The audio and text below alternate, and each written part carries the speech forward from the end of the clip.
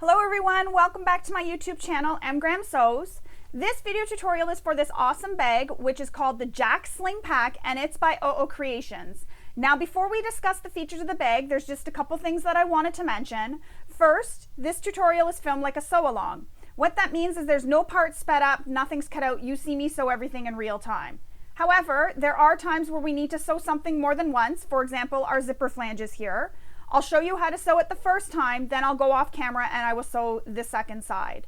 And the reason for that is it just means that you don't have to sit there and watch me sew it a second time, and it helps with the tutorial length. If you do need to watch it again, you can just rewind and go back and watch it again. Now, there are times where you're going to be sitting watching me do things, and that may be boring for you. Feel free to fast forward or just watch any part of the tutorial that you feel you need the most help with. The tutorial is here to guide you, to help you make this bag, so use it how you feel you need. The other thing I wanted to mention is I don't show any rulers, no pattern pieces, I give no measurements, nothing like that on camera. And the reason for that is for the protection of the designer, but also because I film during testing, and sometimes things during testing get changed. So by not giving any of that away, my tutorial will not be affected. That means you will need to have your pattern open either beside you on another device, on the device you're watching on, or printed so that you can follow along and know what the measurements are or what pattern pieces you're using. So now that I've discussed those two important notes that I wanted to let you know, let's discuss the features of the bag. So you will notice that this does look very different from the cover photo, and that is because I have done a hack where I've added a vertical zipper pocket here on the front. And I will be walking you through how to add this zipper pocket. Now, if you don't want to add this zipper pocket, you can just skip all the steps because the rest of the construction is the same. Adding this zipper pocket really doesn't change anything at all, you're just adding a zipper pocket. But I thought it would be really nice to have the zipper pocket on here, especially when you're out and you want to have something that you can access quickly. So for example, if you want to get to your phone, you don't want to have to open your whole bag, you have a zipper pocket right here. So again, I will show you how to add the zipper pocket, and I will have it linked below in the description of the video where you can find all the measurements and all the instructions, because I have done this for the small, which this is this size here, but what we will be sewing today will be the medium, and I also have the measurements for the medium as well. So you can find that on my website, and I will link that below. So it's just going to be a little PDF, you just download it and it'll have all the measurements and everything right there for you. You will need to follow along though to know how to sew it and get your pocket done. Now the nice thing about this pocket is you can add it to your lining as well, which I did here. Now if you're adding a pocket, the zipper pocket on your lining, you can add it to the front of your bag, and in the instructions we have a slip pocket here that goes on the back of the bag. I decided to put my zipper pocket on the back of the bag and my slip pocket here. And the reason for that is I just felt that two zipper pockets right together like that, it would just make it really bulky and really hard to get anything in the front zipper pocket or anything inside. So I decided to put a zipper pocket back here. Also, when I wear my bag on the front of myself, it makes more sense to have the zipper pocket on the lining side so that I can get, or on the back side, sorry, so that I can get to the pocket easier. It just made more sense for me, but you can put the zipper pocket wherever you feel. But the instructions for adding the zipper pocket to the exterior are the same for adding it to the lining. You just follow all the steps, and the construction again is the exact same for the bag. Now that I've mentioned that there is a slip pocket inside, you can add a second slip pocket if you prefer and you don't want to have the zipper pocket. You can put two slip pockets inside. There is also a slip pocket on the back here, which could also fit your phone. As you can see there, it can fit your phone. And I'll show you here that this does fit my phone. So my phone does fit inside there. And it is quite roomy even for a small. You can fit everything you need for a quick trip out. It's a really comfortable bag to wear. And it has the strap, and you also have the bit of strap up here. But it does have the strap that you can adjust, and you can wear it either on the left or the right side by just clipping it to either D-ring that is there. So again, this is the Jack Sling Pack in the small. There is a medium and a mini. So the mini is a little bit smaller. I did not make the mini, sorry I can't show you, but I did make this small here, and we will make the medium on camera today. And when I'm done, I'll put them side by side just so you can see the size difference between the small and the medium. So I'm going to put this one to the side. And this is what we need for our bag. So I have everything already cut and prepped. I put all my hardware, zippers, binding, and everything in this little baggie, as well as my strap. So I'm going to put that off to the side for now. I have all my materials cut and interfaced if I needed interfacing. Now this pattern is designed to be used with fabrics such as canvas and vinyl, which I did use vinyl on this small bag. It's a soft vinyl here. I used it on the small bag, so I used it for every part. And inside I used the quilting cotton and I interfaced it as per the pattern. So the pattern is written for your canvases and your softer vinyls, so you can use that. And it is not very thick at all. I was able to sew this all on my domestic machine, and we do have one side that is bound, so not binding on both sides, which is kind of nice. The binding back here acts like a little, I guess you could say, skeleton, which helps give the bag some extra shape in the back. So I have all my pieces cut. I've went ahead and I've made some markings that I need to make on my pattern pieces. For example, I've marked the tops and bottoms, the centers. I've marked where the gussets will attach. I've done some markings. So because I've read ahead through the pattern, I was able to see what markings needed to be made. So I've gone ahead and I've done that. And you can do that as well. And the other thing I've done is marked what the pattern pieces were with a piece of painter's tape. And that just helps so that when we get to those steps, I know what pattern piece I'm grabbing, because some of the pieces can look a little bit similar in size. So you just want to make sure you're using the right pattern piece. So now that we've got that all done, we can get started making our bag. And because I'm doing that zipper pocket hack, I'm going to start with the zipper pocket first. You don't have to, you can hold off and make this later, but I just like to get it done and get it out of the way. Now again, the instructions for making the zipper pocket on the exterior front will be the exact same for making the zipper pocket on the back. Now, the first thing you need to do is attach your foam, if you haven't already, to your exterior main. Now, you can attach the zipper pocket without the foam attached and just have it going through, and then your foam will be between the zipper pocket after and the exterior. But I like to have my foam first because the foam acts like a bit of padding for the pocket. So now that you have that, there is a measurement that I do have in the PDF that we need to make from the center over. Now, what side you're going to put your pocket on is your choice. I like to put mine going to the left, or sorry, if you're looking at it, like if I'm looking at it this way, I'm looking and it's going to the left. And that's just because if I wear this, I want it to be on this side of my body where the top is going towards my left shoulder, and then my zipper pocket will open here. But you can put it whatever way you want, on the left or the right, whatever side you want. So there is a measurement that you need to make from the center over, and I did mark that on, as you can see, I've marked it on my foam, but I actually need to mark it on the right side of my pattern piece, because what we're going to do after is take this and we're going to line it up. Now, before I go off camera and I go make that mark, there is markings on your zipper facing that you need to make. So you'll cut out your zipper facing for the size of bag that you're making, as well as your zipper pocket pieces. You'll cut that out as well for the size of the bags you're making. And then you will make your mark on your zipper facing and as well on your main panel. So I'm just going to pause the camera really quick. I'm going to make that mark on the main panel. Now again, the mark that you're making on the main panel goes from the center to the left or the center to the right. And the measurement is given in that document that I said that I will link to below in the description. So whatever side you're deciding to put it on, make that mark from the center over, and then we will continue on. All right, so that mark was there. It's just really hard to see because of chalk and it got dusted off, but I've redrawn it. So I've made the mark again from my center over to the left here. Now, you want to make sure that this is going to be centered, that your zipper facing will be centered onto your panel. So what I did was I folded my zipper facing to give it a crease in the center, and I also folded my main panel in half and marked the center and creased it with the mark, or folded it, sorry, and creased it so that there is a crease there for me to be able to follow. Now we're going to lay our zipper facing so that it is right sides together with the right side of the main panel. So it will be pretty sides together.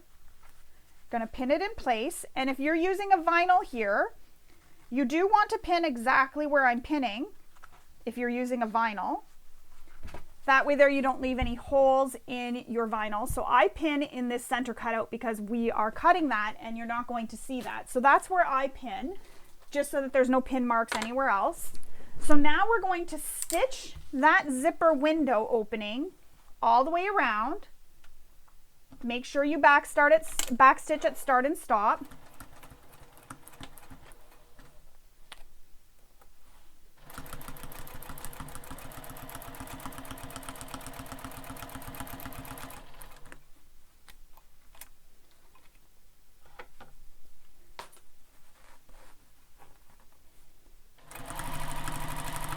And I'm using a slightly smaller stitch length than I would normally use for stitching.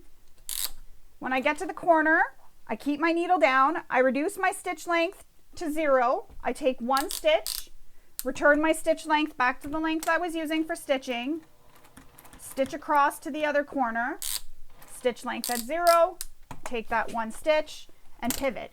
And what this is doing is it's just preventing those angled stitches in the corner.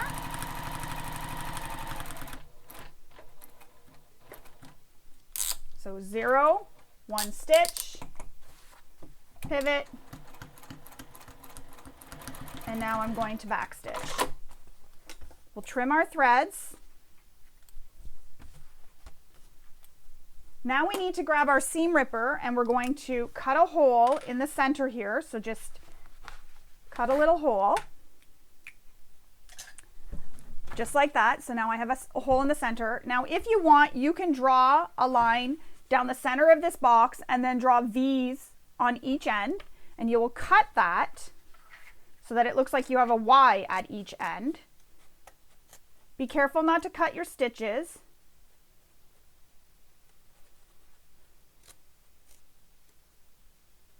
And I'll show you what I mean by the Y on each end. Now, if you do cut your stitches, don't panic. I'll tell you what you can do to fix that.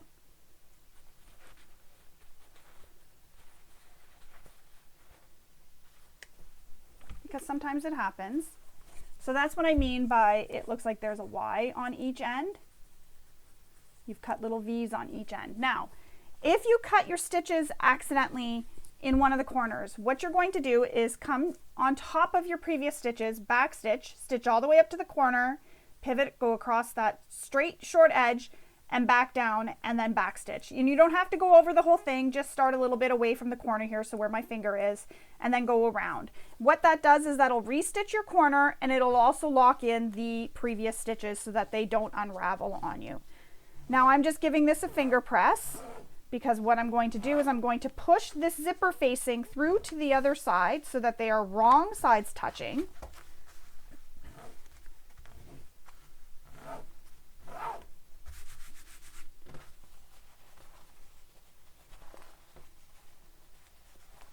And we will need to take this to our iron and give it a press with our iron, but you're going to push it through. I'm just trying to get it to go through.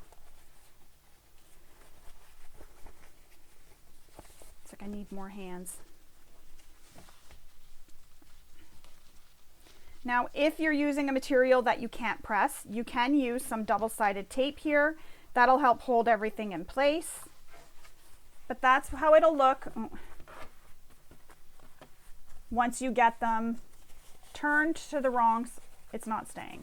But you get the idea. It'll look like that once you get it turned to the wrong side. So I'm going to go to my iron. I'm going to give this a press. And oftentimes when I'm pressing things, what I like to do is give it a little spritz with water. If you have your iron set to a steam setting and you have water in your iron, you can steam it.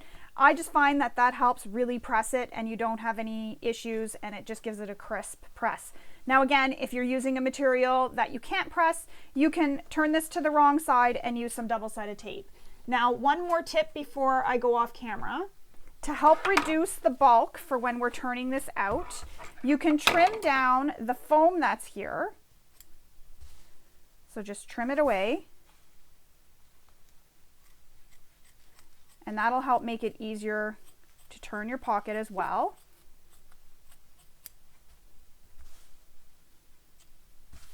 Just be careful not to cut any stitches and not to cut your fabrics. You're just cutting the foam, that is it.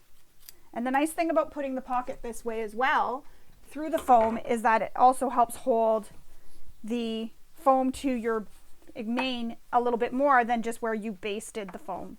So I'm going to go to my iron, I'm going to press this so that it is on the wrong side. There'll be wrong sides touching, and when I come back, we will continue with making our zipper pocket. So I've got that all pressed. I even added some double-sided tape just to really make sure that it stays stuck down and in place, because I'm finding the canvas doesn't press as crisp as a quilting cotton, but that's what it looks from the right side. So you can see my zipper window opening here, and there it is, wrong sides touching. And yes, you see the right side when you look at the wrong side of your zipper window, but that's okay. That's what you're supposed to see.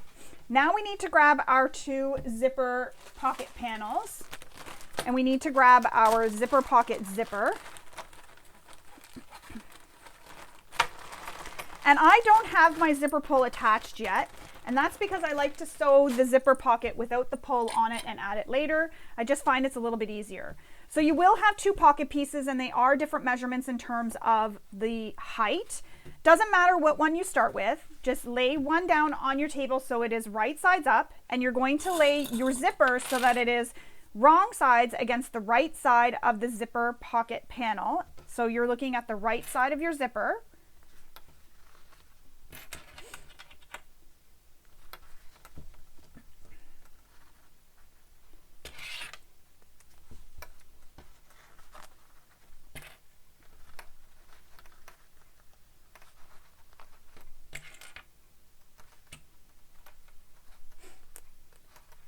So now we're going to stitch this in place.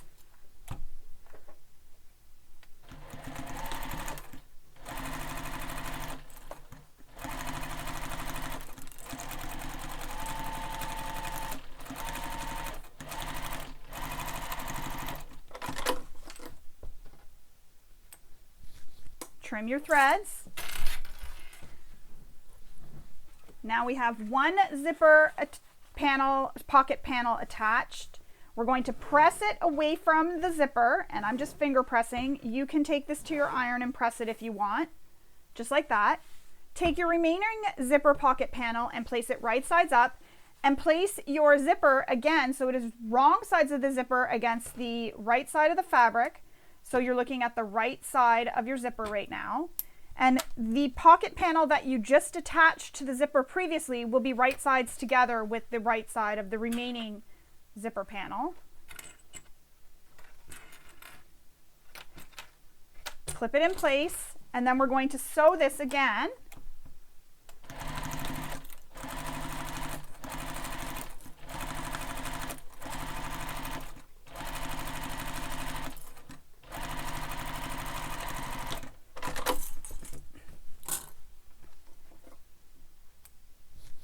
Press this zipper pocket away from your zipper.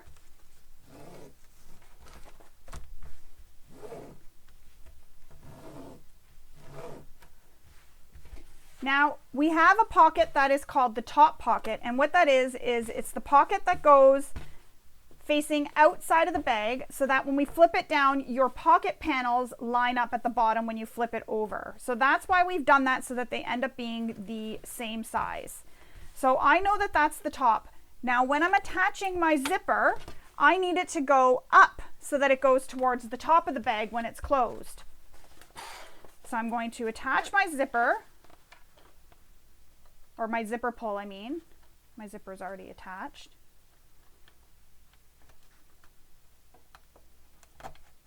And I'm trying to get it so that my zipper is even. That's it there. Perfect. I can get it better than that.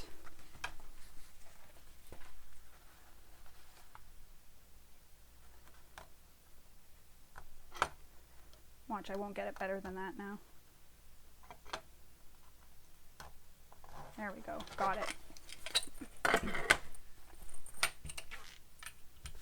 All right, so there it is. I have my zipper pull attached to my pocket. Now I'm going to use some double-sided tape, and I'm going to place it along the edges of the zipper. So the long edges of the zipper. And you may be wondering what I'm doing with my zipper tape, and if you've watched my tutorials, you've probably heard me explain this before, but my double-sided tape, what I do is I fold it back onto itself so it sticks together.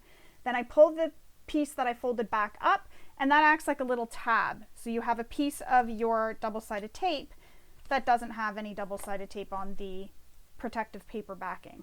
So you just fold it back onto itself, pull that little tab piece back, and then it acts like a little tab to pull your zipper tape or your double-sided tape off rather than trying to fight with it when you're pulling it off. So see, it just acts like a little tab. Done. So now we're going to place this zipper centered in our zipper window opening. And you know it's centered because the zipper is the same length as your zipper facing. So you can just line the edges of the zipper facing up with the short edges of the zipper.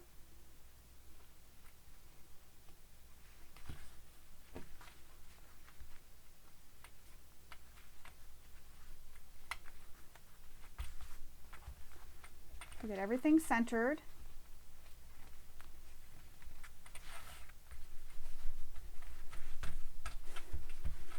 Now we need to pin this pocket down. If you're using a material you can't pin, you can use some painter's tape on the back side to help hold it in place. And we need to pin this so that it doesn't end up going under our stitches. So I've pinned it. Again, you can use some painter's tape on the back to hold that down, but you want to keep it so that your zipper pocket stays open right now. Now what we're going to do is we're going to stitch all the way around the zipper, all the way around this zipper window opening. Now, instead of back stitching at the beginning, you can leave long thread tails. Then we'll pull them through to the back when we're done so that we have no back stitching.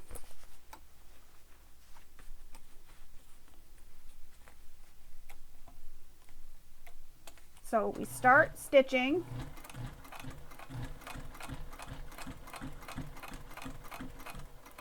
I've come to where my zipper pull is. I'm going to leave my needle down, presser foot up, slide my zipper out of the way, put my presser foot back down, and continue stitching.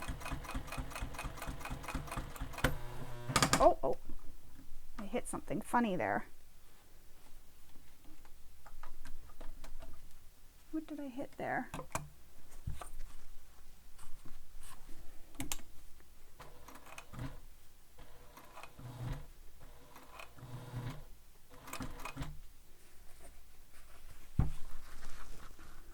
That's strange.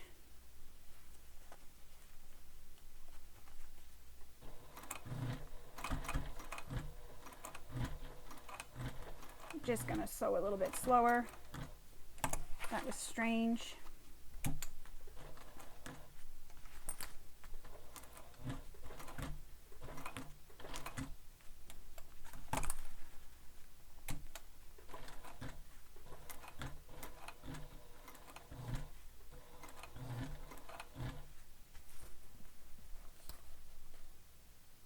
That was very strange because there's nothing back there.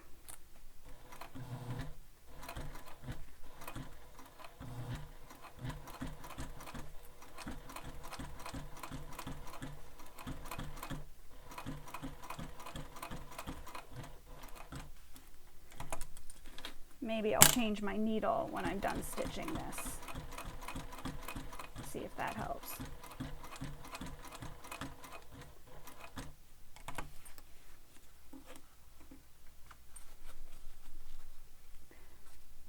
So I'm going to stitch across this last short edge, and I'm going to come down here, and I'm going to stitch all the way down, and I'm going to stop in the same hole we started in. And if that means I take a smaller stitch length, then I take a smaller stitch length. You want to go right into the same hole you started in. You might have to maneuver things a bit to make that happen. So now on the wrong side, you're going to pull those thread tails that are on the wrong side so that it causes the loop to come from the front side thread.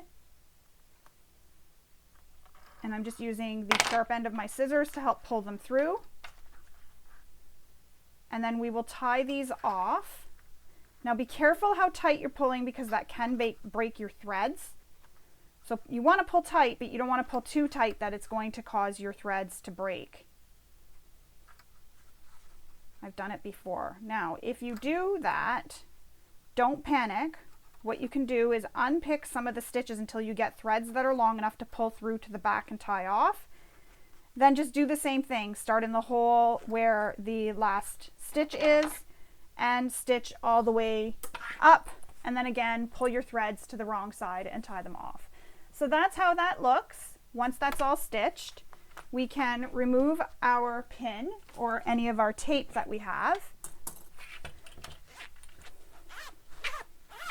Make sure your zipper can zip. Now we need to bring our, and I think I might have turned it the wrong way, bring our top pocket down to meet the bottom pocket. So you're going to line up all those edges. And if yours is like mine where it's a little bit short, I might not have cut my pocket piece accurately. That's okay, we can just trim it because the point of this is that a phone will fit. So you see how big that pocket is? My phone still fits in there. So we'll pin the sides and then I'm just going to trim that little bit off. And I think I didn't cut my top one probably properly. I was trying to figure this hack out as I was going, so sometimes changes, like I was saying at the beginning with why I don't give measurements, sometimes changes happen. So I'm glad I didn't give changes or measurements because I may need to readjust the sizes of the top pocket piece. So now what we're going to do is we're going to sew the sides of the pocket, and you're sewing just the sides, not the bottom edge. And the reason for that is later we can use the pocket to turn our main panel right sides out through. And when I'm done this, I'm going to pause my camera and change my needle just to make sure that it's not a needle issue.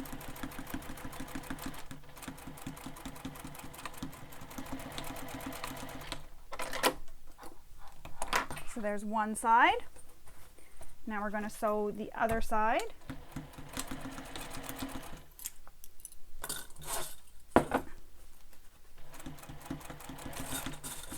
Oops.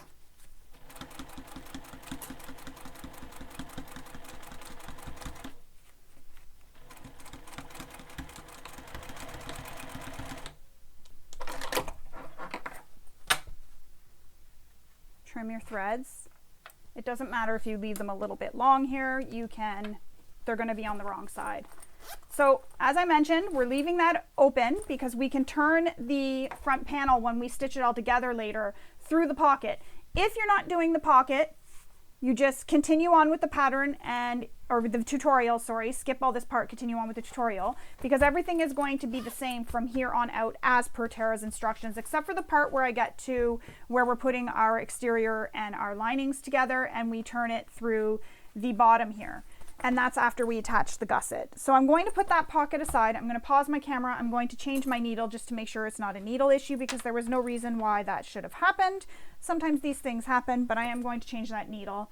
And then we will come back and we will continue on with the pattern now. So the hack is done. If you want to add this zipper pocket to the lining side of your bag, you can pause the camera, use those same instructions, and then add the zipper pocket to the lining side of your bag. Okie dokie, so the needle has been changed just in case, you never know. I can't remember if I've changed my needle after the last time I used my machine. So maybe the needle might have been bent a little bit, who knows.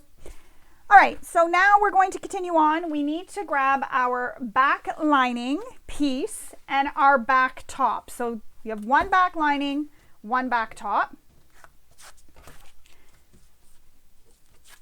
So you're going to place the back lining right sides up, and your back top, you're going to lay it right sides down, aligning the raw edges.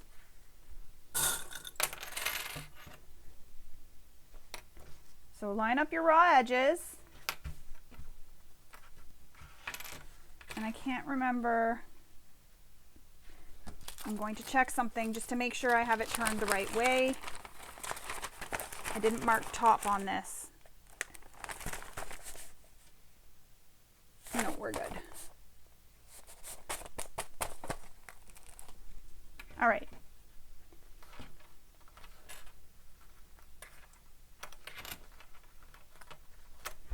So pin it in place. They are right sides together.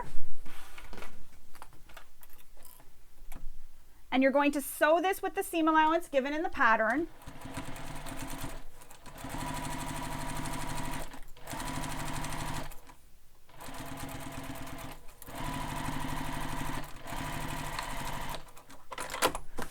So now what you need to do is cut your threads. And we need to press this so that let's just see, press the seam allowance to the lining. So we're going to press this seam allowance so it goes to the lining. So what I do is take this, flip it over. So now it just forces that seam to go down towards your lining.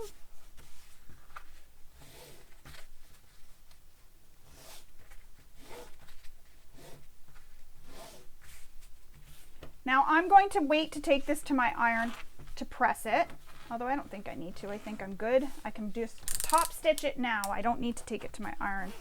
So now we need to top stitch this, going through all those layers that we just pressed.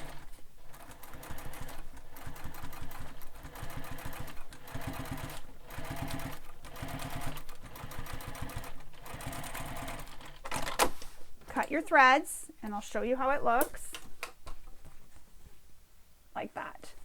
Put that one to the side, and we're going to put our stitch length back to the length we use for stitching. Now we need to repeat that with the remaining back lining and the back bottom.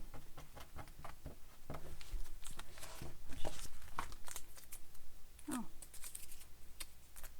Now I'm going to have a fight with the tape.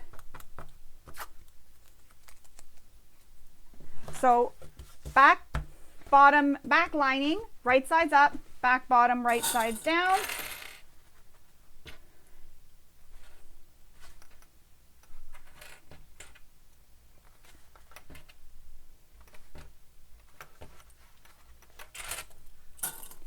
Sew this together using the seam allowance given in the pattern.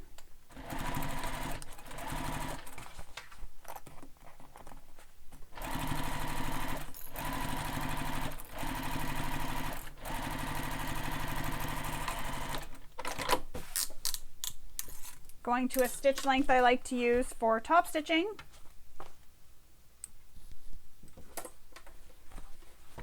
And then press the seam allowance again to the lining. I was just making sure.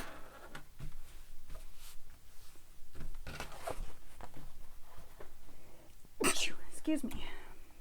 And we're top stitching again through the lining and all that seam allowance that we just pushed down towards the back lining.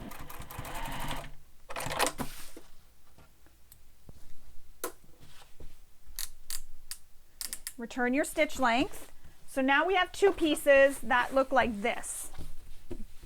This is now called the back top. This is now called the back bottom.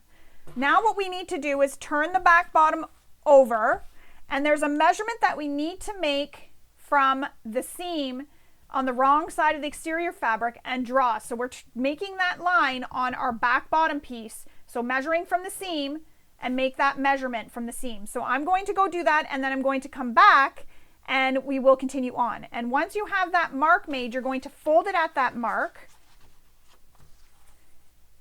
just like that. So I'm going to go do that and come back and we will continue on.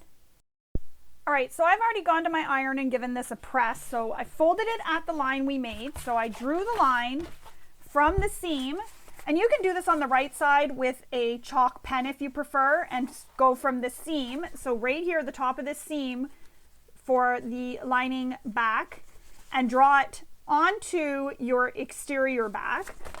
But she has us in the pattern, draw it from the seam, and your seam is where your bottom row of stitching is here, because the top one is your top stitching and this bottom stitching here is your stitching for your seam. So from that stitching, draw your line, the measurement that you were given, fold it at that line, and then press it. Now it is optional here to top stitch, and I'm going to top stitch just because I like how it looks.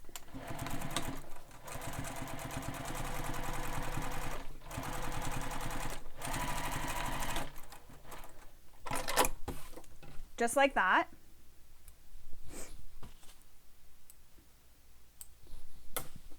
Return my stitch length, and now this is where we need to grab our back top. We're placing it right sides up, and we're going to place the back bottom right sides up on top.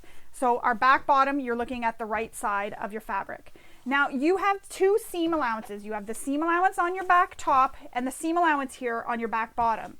The back bottom seam allowance, so this part right here, needs to be above the seam allowance on the back top. So you're going to nest them, and that just helps with reducing bulk, having them placed this way.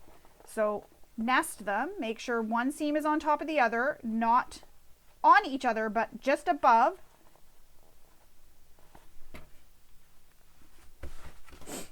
Take your time pinning it. Now all your fabrics at the bottom will not line up, and that's okay. So I don't know if you'll be able to see, but I'm trying to see if I can see the camera too. So see my seam here for the back. Turn it this way. So there's my seam for the back bottom here. And the seam for the back top, if you look, is right here. So that seam is going to be just above the back bottom seam. You're just nesting them. And nesting means one is to the left and one is to the right, but in this case one goes above and one goes below. So pin all the way down those sides, and again these bottom edges will not line up. That's okay.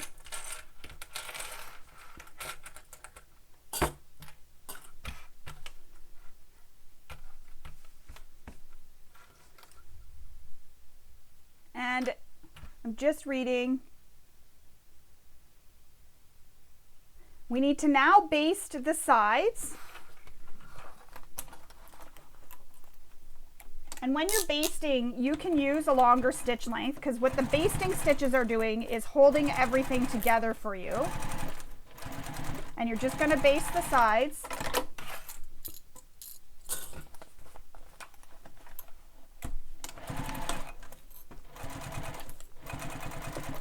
And you probably noticed that I turned this upside down to stitch, and that's just so that I'm stitching in the same direction for both sides, so that I don't get any shifting of my fabric.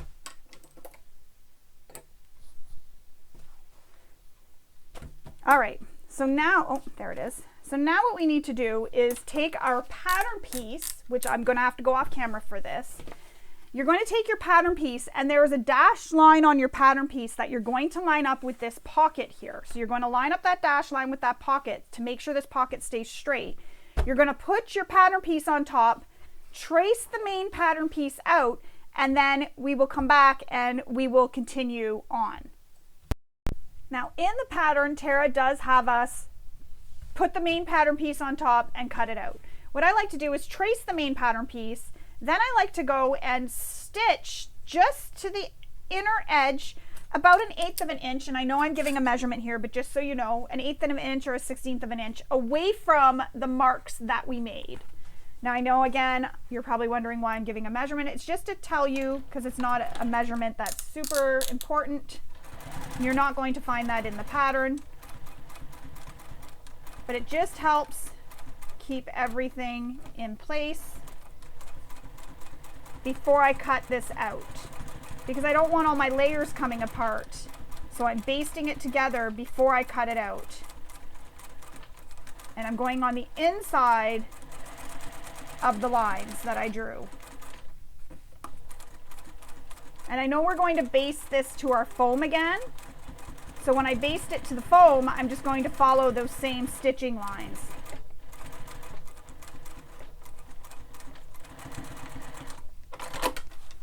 Now I can cut it out following those lines that I drew, or the marks that I made when I traced the pattern.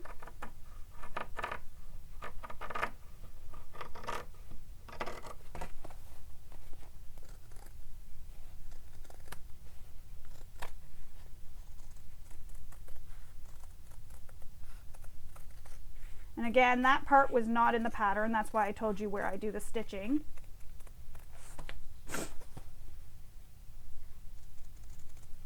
But doing that stitching just helps hold this pattern piece together while I'm cutting it out.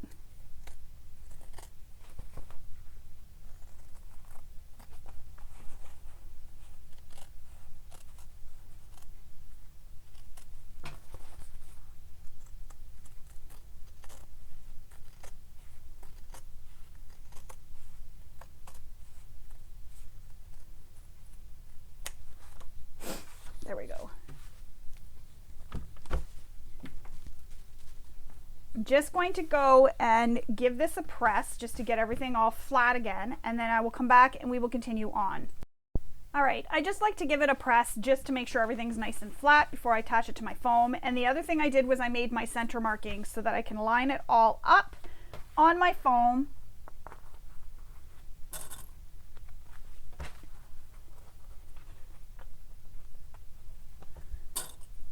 And on my foam, I already have where my gusset markings are.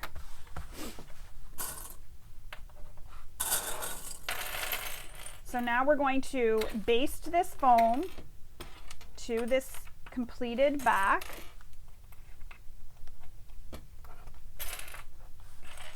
And that's that back slip-in pocket that I showed you that fits a phone. So if you're out and you're wearing your bag on the front of you and you haven't done this zipper pocket that I showed as a hack, you can always put your phone here in this pocket and it'll be easy to get to, and it'll be against your body as well, which will help keep it safe. So we're going to use a basting stitch. We're going to stitch this in place. And again, I'm trying to go on top of those previous stitches that I made when I stitched all those layers together before I cut it out.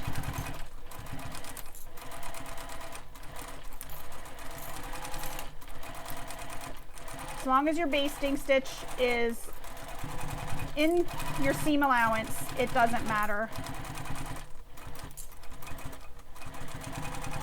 And it doesn't need to be pretty either.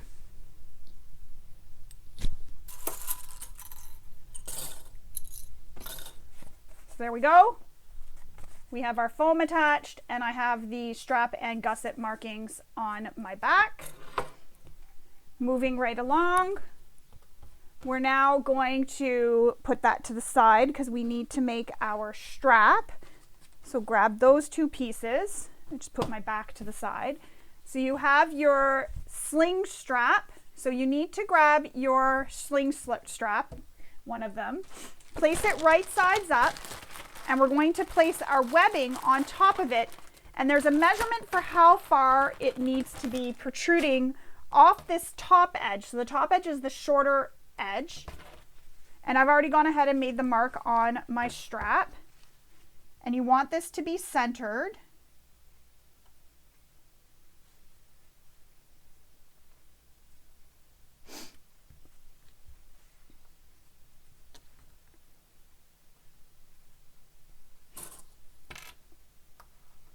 Pin it in place.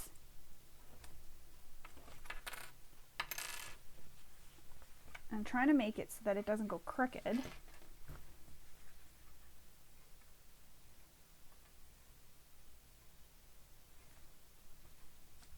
I think the flowers are what's throwing me off. So now I'm going to baste this in place.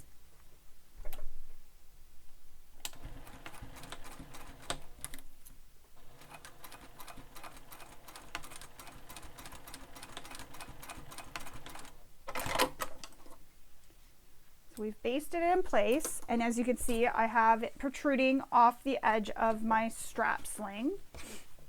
So now we're going to place the remaining strap sling so it is right sides down against the right side of the first strap sling. Click it in place. Line up all the edges. And we're going to sew around this entire sling, strap sling, using the seam allowance given in the pattern, except for across the long straight edge. You're not sewing across that. If you've used a longer stitch length for basting, don't forget to return your stitch length back to your length you used for stitching your bag. And don't forget to back stitch as well at start and stop. Now when I come to this corner, because I know we're going to be poking this corner a lot to get it to turn, I like to back stitch just to help to reinforce those corners.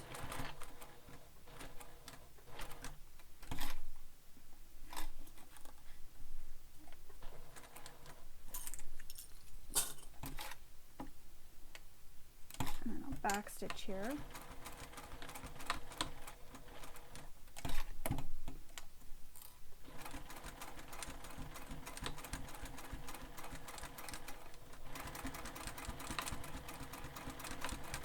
I'm going to back stitch across the top here,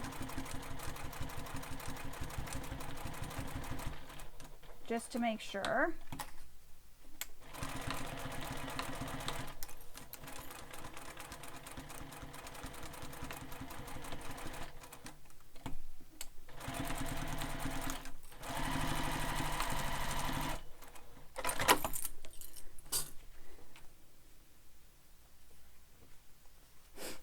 All right, so now we need to trim our corners down. And where I'm not going to trim is where the strap is. So trim this bulk down. And I've used pinking shears for that, so that it helps with the bulk. Turn this right sides out. And I will admit it's a lot easier with this size than the other size.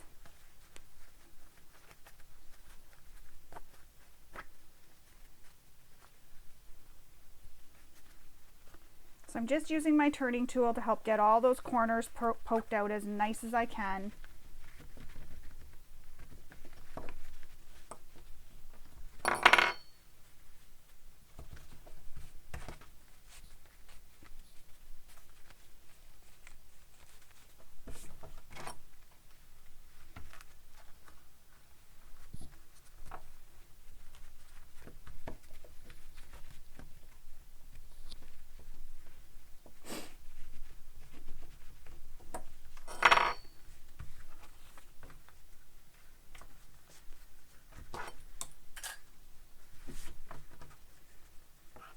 Now what I'm going to do is top stitch this strap sling all the way around, and you can take this to your iron and give it a press. Mine's pretty good. So now I'm going to top stitch the strap sling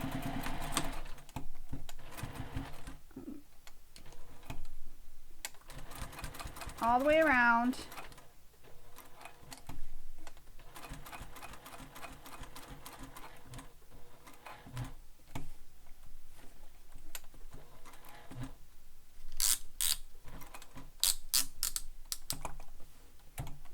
And again, I'm taking that extra stitch in the corners just to help prevent any angled stitching. I really don't want that on this.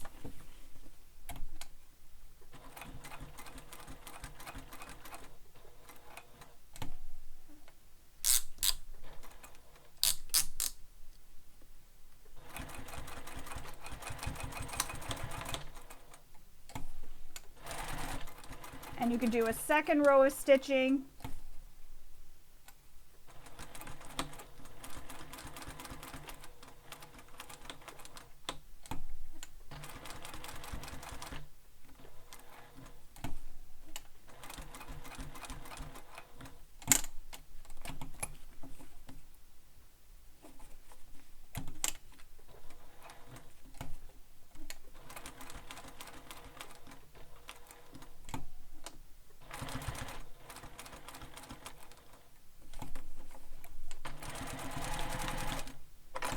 There we go. Trim all your threads. And my thread kind of blends, so you're not really going to be able to see it.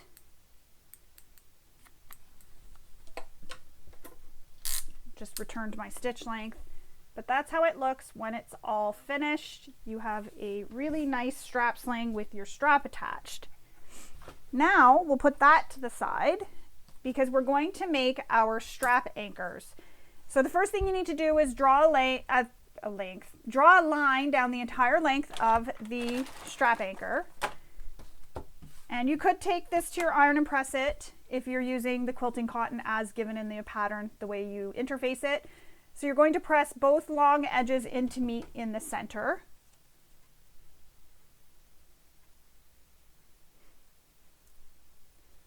I'm going to use some double-sided tape to help hold it in place.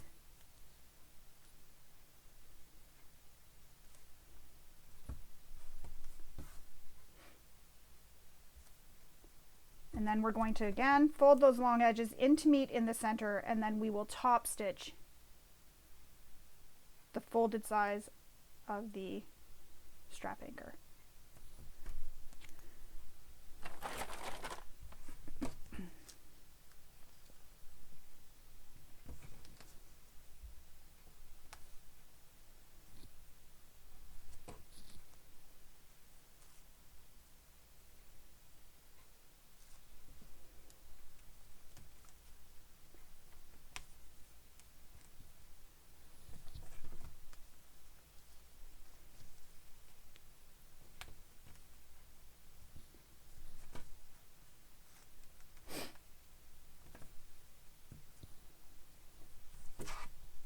So top stitch our strap anchors.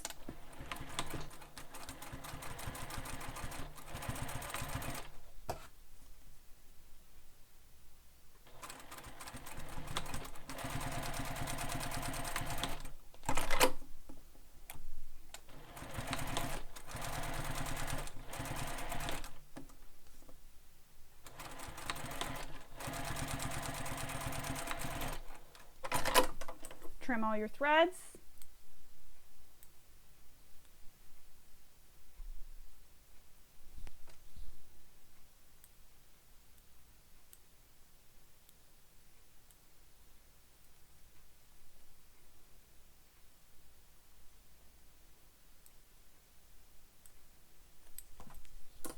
Grab our hardware.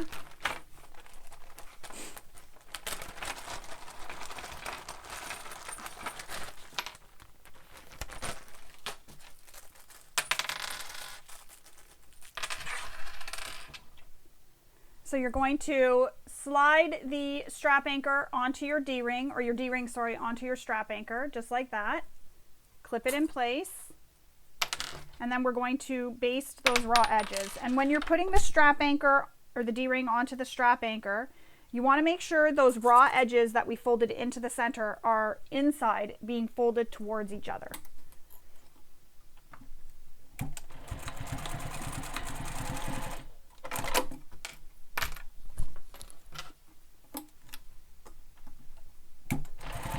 And I like to start with my needle down when I'm stitching something like this. Actually, I try to always start with my needle down, and that just helps prevent anything from shifting on you. So sometimes what happens is your strap anchor will shift. So starting with the needle down, it prevents it from shifting on you. And when I start with the needle down, I almost start sort of in the center. That also helps prevent some shifting. Just a personal preference. You don't need to do that. So I've returned my stitch length back to the length I used for stitching a bag together. Now we need to grab our back and we need to place it right sides up. So we're looking at it, and the back is the one with the pocket that we just sewed, the slip-in pocket. And we're going to align our sling strap. We're going to put it on top and centered at the top. So I'm marking the center by folding the sling strap in half, and I already have the center marked at the top here on the back on my foam. So I just have to line up the crease with that mark on my foam.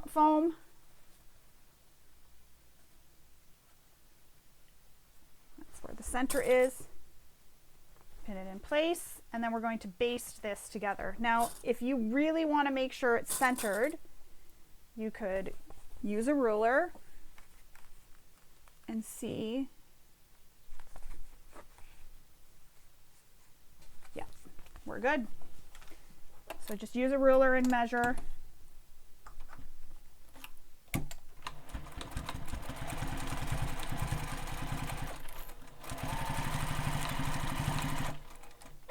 And I guess I could have left this as a basting stitch length.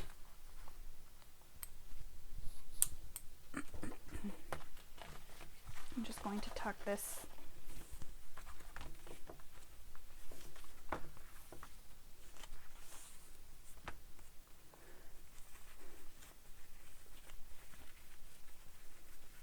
just going to roll this up and tuck it into the pocket for now, just so it doesn't get in my way. Now you need to take your main pattern piece and mark the marks for where the straps go, the strap anchors. I've already got those marks made on the back, so I'm going to line up my strap anchor on top of that line. So there's the line, and there's my, so the line is right here where the bottom, so there's my line where my finger is, and I just put my strap anchor right there in line. Now, I just want to make sure we have to have the strap anchor overhanging. There's a measurement to use for how far it's got to overhang. So I'm just marking this off camera. Hopefully I'll be able to see that after.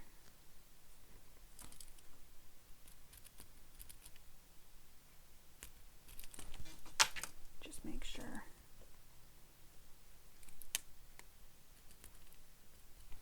All right. So you want your strap anchors to hang over the edge by the measurement given in the pattern.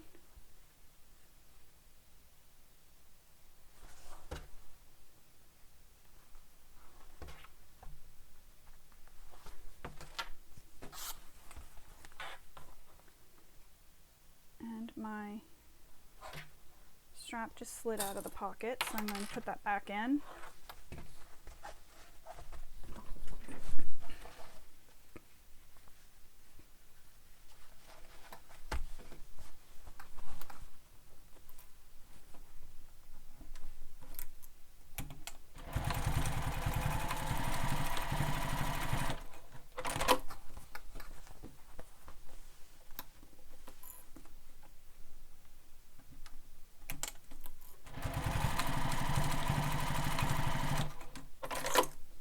Trim any threads.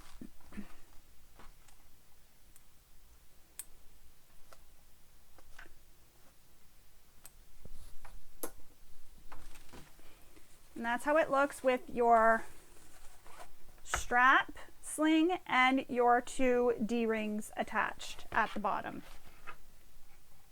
We're going to place this to the side for now. Now, if you want to add any other embellishments or labels, you can add them to your exterior main now. I'm not adding any extras, so I'm just going to put that to the side. Now we're going to work on our gusset. For that, we need our zipper flanges, and we need our zipper. Now, this is a double pull zipper. So I'm going to put my zipper pulls onto my zipper tape because I haven't done that yet.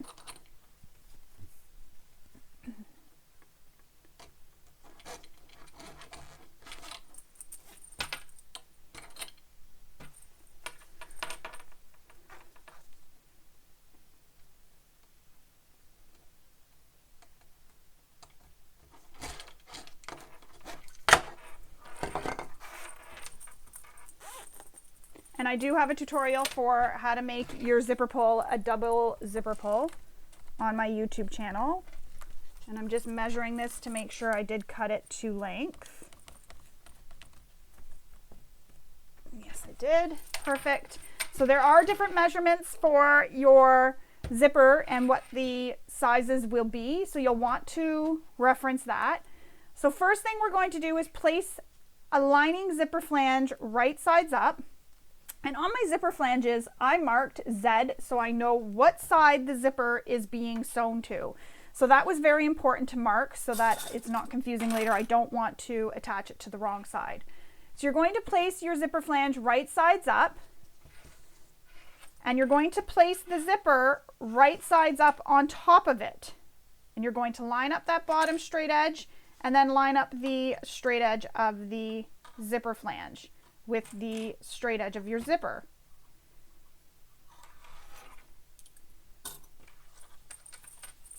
Now we're going to baste along that straight edge, and this is where I'm going to need to change to a zipper foot.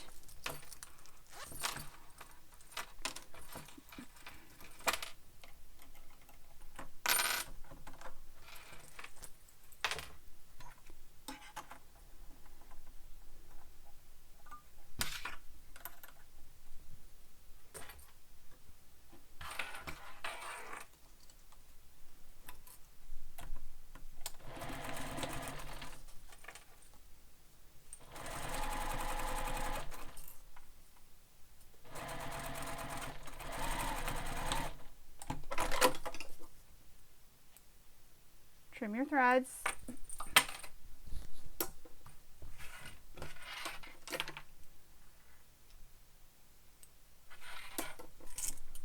So now we have that stitched. Now we need to grab our exterior, and you're going to lay it again right sides down against the right side of your zipper, but again lining up that zipper edge. So you want to make sure that that zipper edge is lined up. And I'm going to pin it along the bottom here so that these stay together and stay lined up. Pin it all the way up.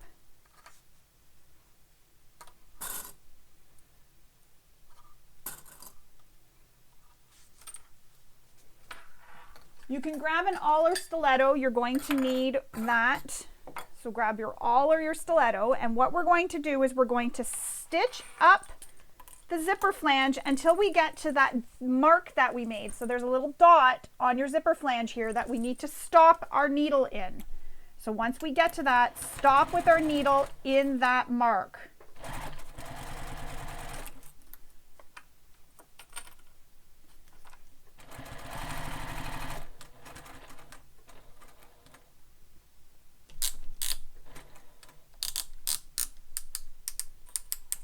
So now that we've stopped with our needle in that mark, we're going to take our zipper and you're going to pivot it so that it goes the same direction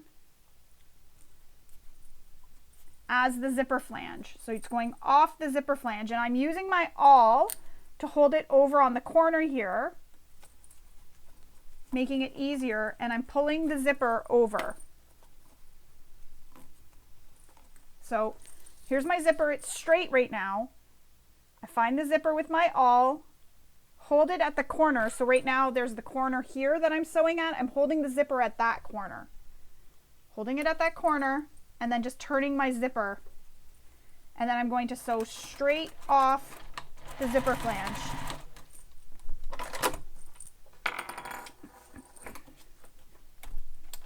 And I think I kind of went a little wonky there, so I'm going to re-sew it.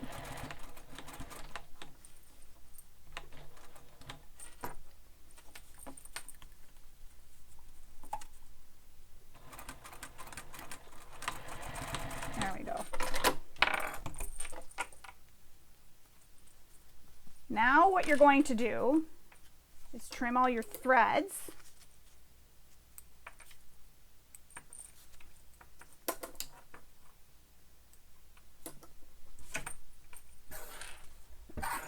And you're going to turn these so they are wrong sides together.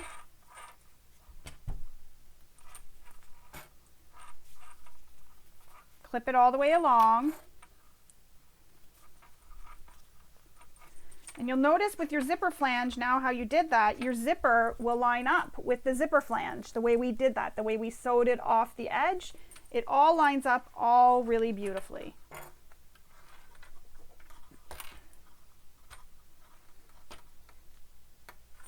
It's just like that. So now what we're going to do is top stitch through all the layers.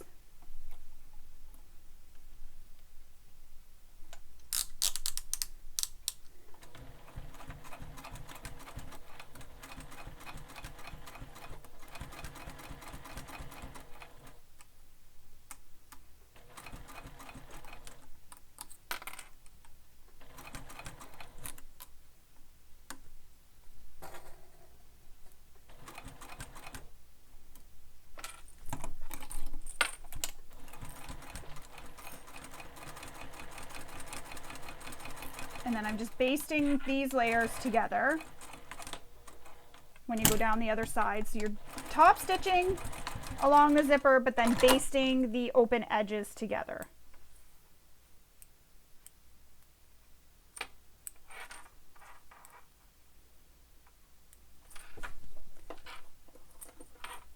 And it's easier to see from my lining side, but that's how it looks when it is all completed. So we're going to repeat that, and I will show you on camera just one more time because this is a little bit confusing and a little bit tricky. So you're going to take your zipper flange and you're going to place it right sides up. And you have the side, which is the longer straight edge, where your zipper will be lined up with. So line up the short raw edge of the zipper with the short edge of the zipper flange, and then line up the long straight edge of the zipper flange with the long straight edge of your zipper, or long raw edge of zipper. You will then baste these in place.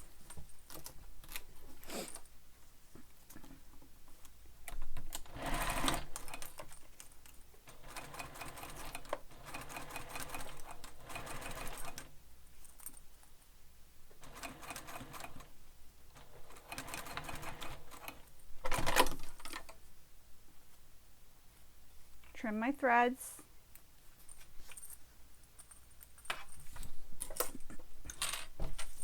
Now we're going to place the exterior on top of the zipper, right sides down, again lining up those straight edges and the bottom edges because we want those to stay lined up.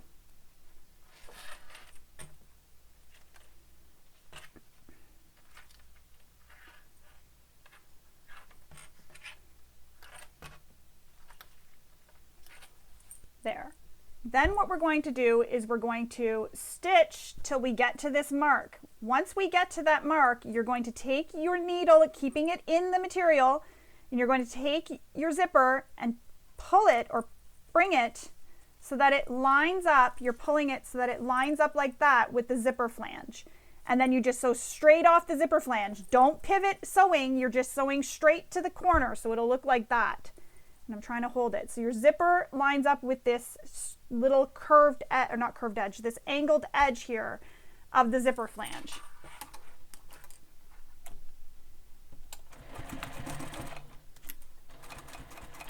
Oh, I didn't return my stitch length. So we're going to go back and stitch that.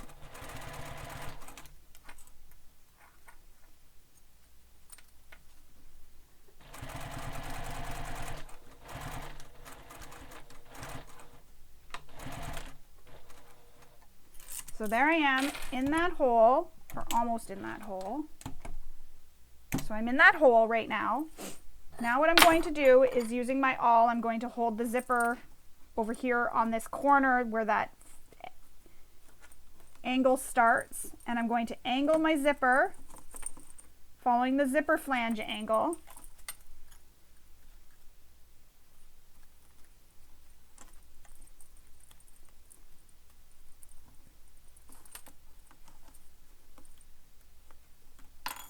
For some reason, this is not playing properly.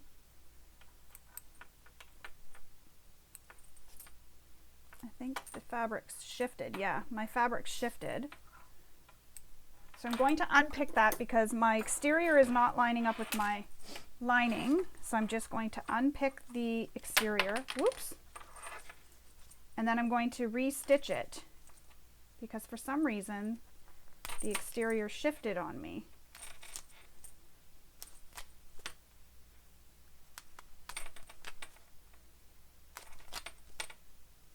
And normally I'd use my seam ripper going down, but I want to make sure I don't rip my vinyl. I don't want to have to recut the zipper flange. And I don't want to rip my zipper either.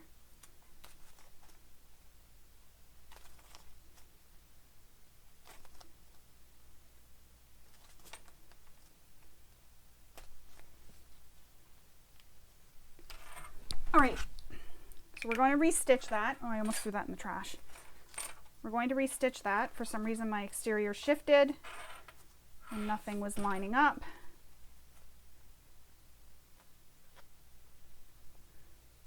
You can also use double-sided tape to hold your zipper flanges in place, which will prevent them from shifting as well on you.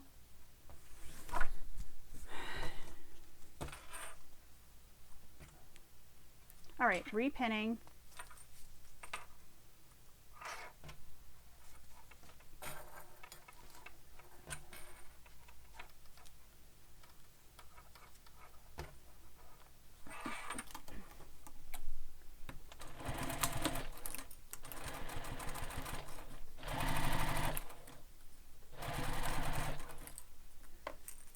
There we go, much better.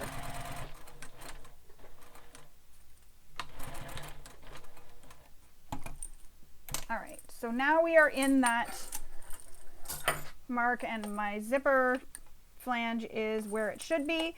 I'm going to use my awl to hold the zipper on that corner where the angle starts for the zipper flange. Then I'm going to bring my zipper so it lines up with that zipper flange angle. And then I'm going to use my awl to actually hold this awl once I get it pivoted. Just be sure if you're doing that you don't accidentally hit your awl or your stiletto if that's what you've used.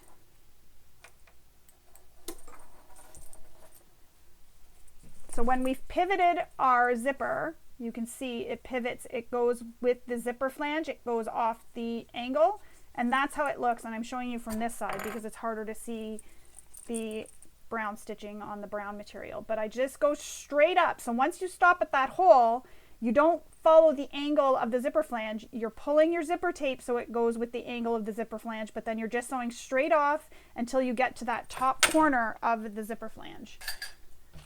So now we're going to press these wrong sides together.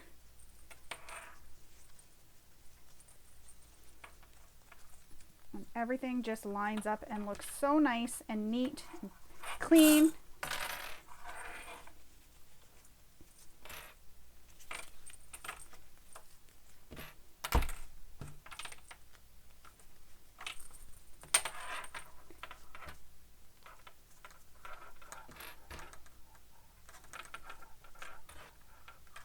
Now, if you're using a material that you can press, you can take this to your iron and press it. I don't want to go to my iron and press it because I'm using vinyl, but also just, it's fine like this.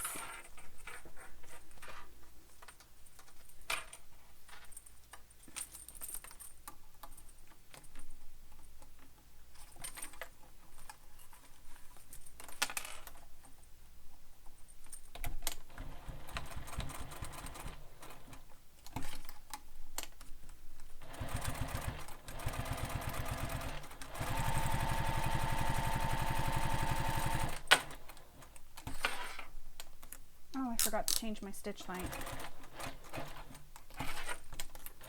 That's what was different.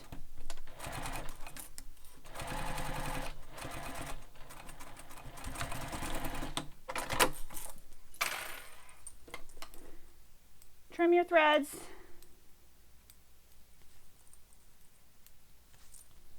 And then your zipper is complete for now. Well, for now, your zipper is complete. So now what we need to do is we need to take the exterior zipper gusset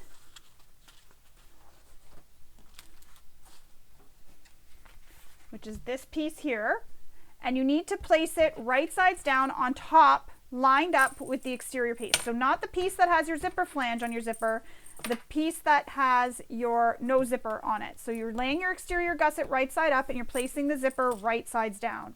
So line up the short edges of the zipper with the short edges of the gusset. I always like to line that up.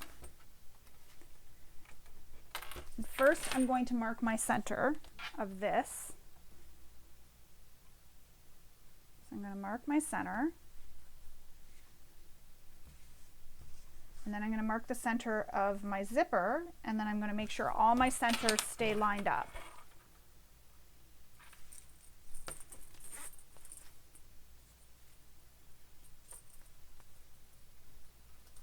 And all I'm doing is folding things in half.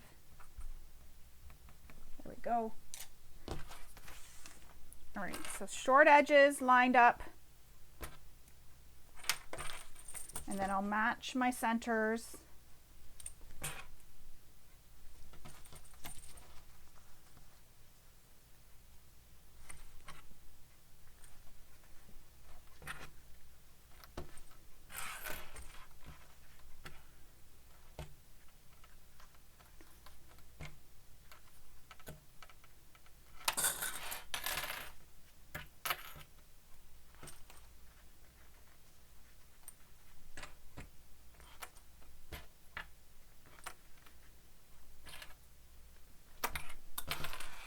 Now we're going to baste this in place.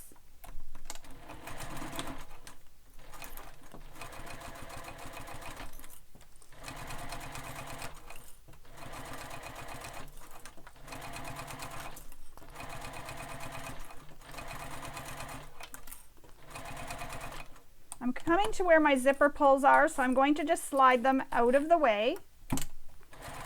So I kept my needle down, lifted my presser foot up, and then slid the zipper pulls past where my presser foot was and my needle. I'm going to return my stitch length back to the length I used for sewing a bag together. That was basting, so it's okay to be the longer stitch length.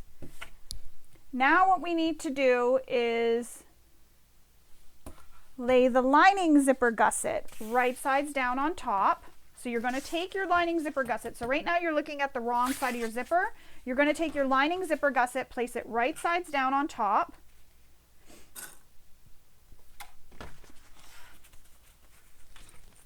And I like to line up my short edges first.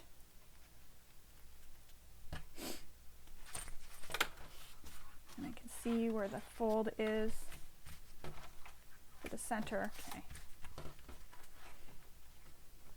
There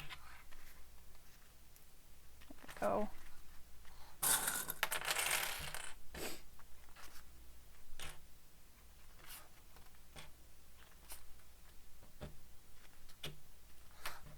And when I sew this, I'm going to sew with my lining against the bed of my machine.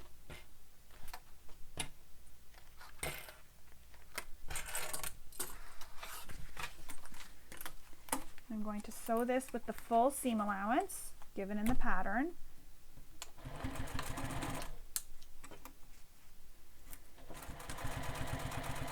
And don't forget when you get to those zipper pulls to slide them out of the way, so I can feel I'm approaching them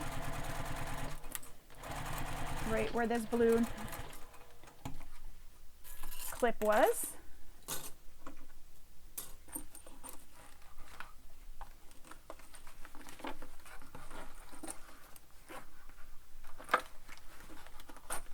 There we go. Zip them out of the way and we can continue on. Always make sure your needle is down when you lift up your presser foot, so that you don't shift any of your fabrics around.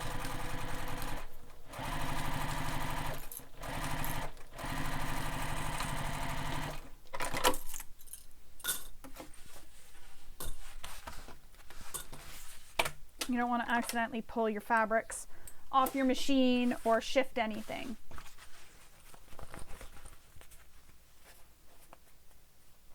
So now we're just going to, press these wrong sides together.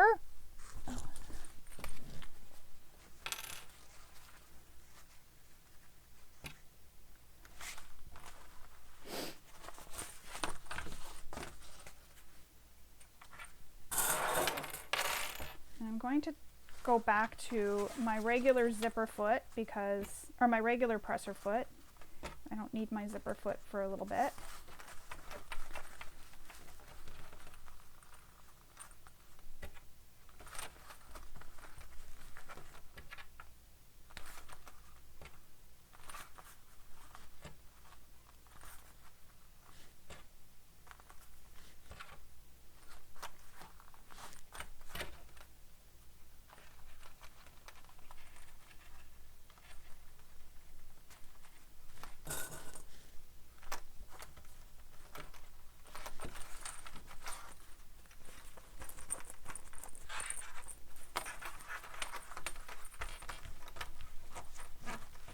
Now what I'm doing, I'm just finger pressing this.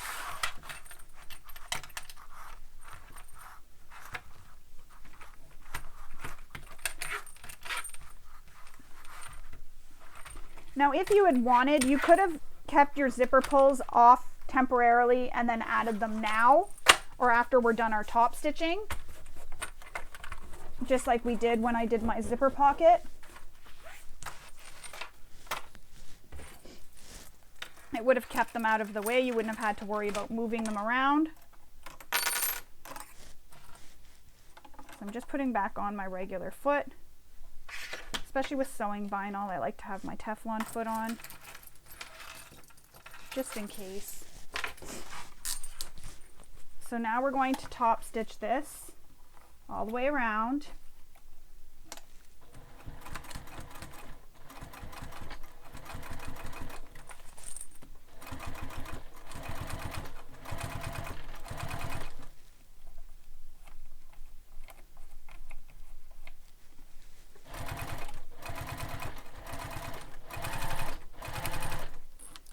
My zipper pulls out of the way.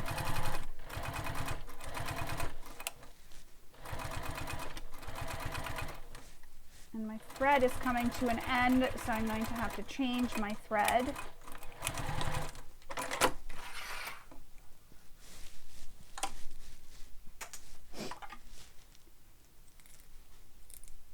It's a good thing I had this out.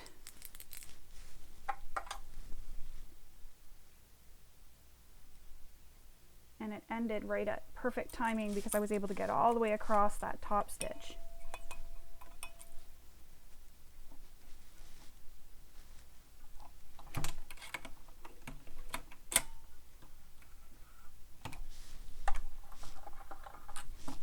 All right, now we're going to go down the short edge.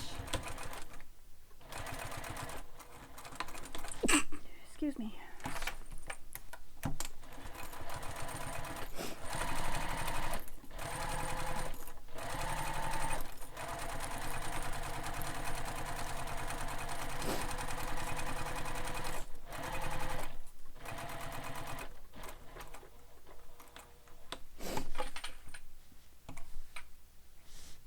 Oh no, is my bobbin seriously out? And now I need to wind my bobbin. What are the chances that it did that right at the same time? All right, so I'm going to go wind my bobbin. I'll finish stitching this and then I'll come back and we will continue on.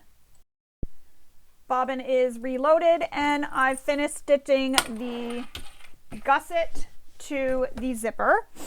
Now we need to take our base panel and we need to place it right sides up, so the lining panel, place it right sides up. Not that there's a right or wrong side of this. And we're going to line up the bottom edges, or the short edges I mean, with the short edges of the gusset.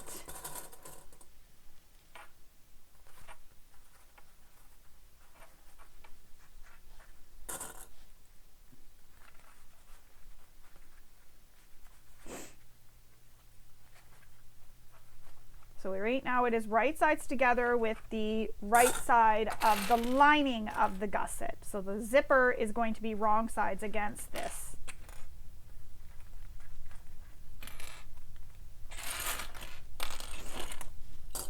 You're going to baste this in place. And I am using a longer stitch length here.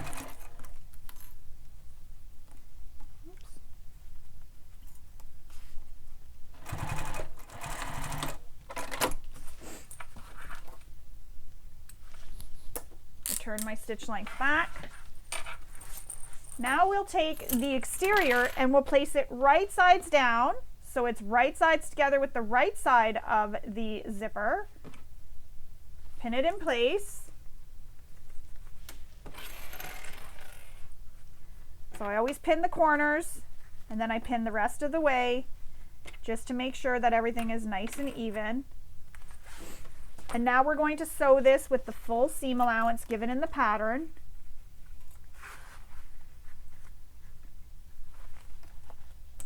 And I'm finding that that kind of goes on an angle, so I will add a pin there or a clip.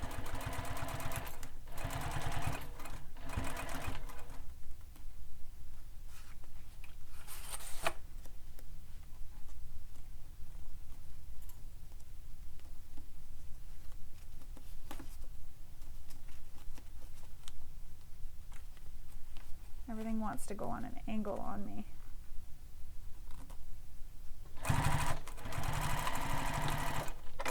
There we go.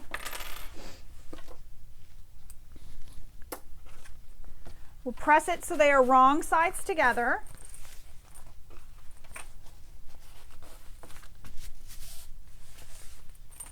And then we're going to top stitch this seam.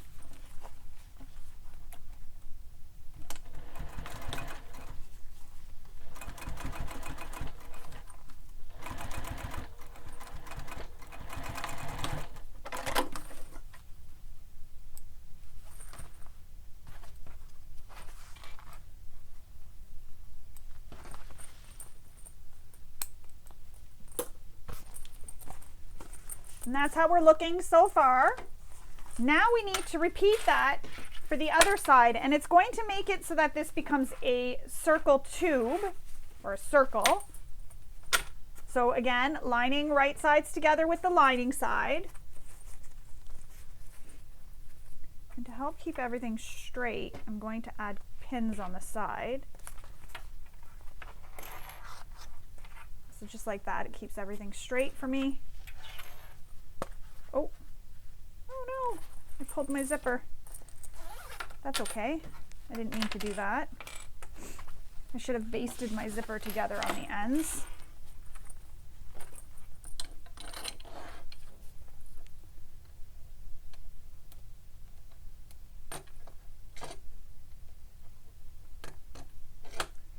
Once I get this on nicely and straight, I'm going to baste the zipper ends so I don't accidentally do that again.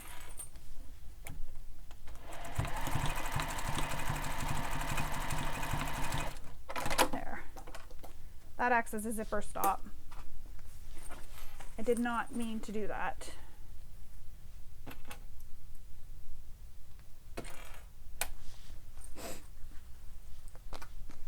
It's just pulling a little too hard, I guess.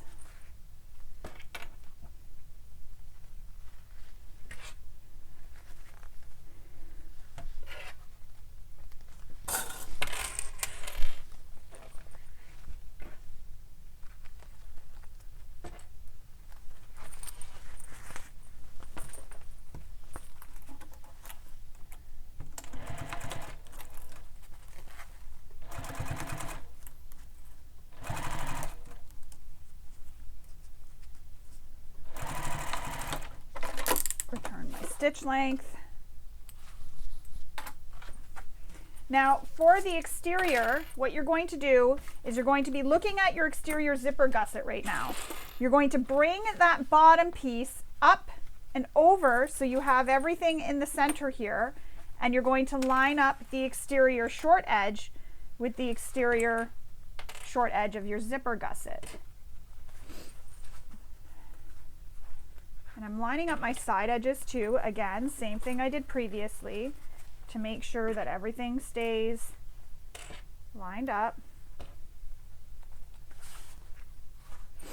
I want those sides to stay lined up.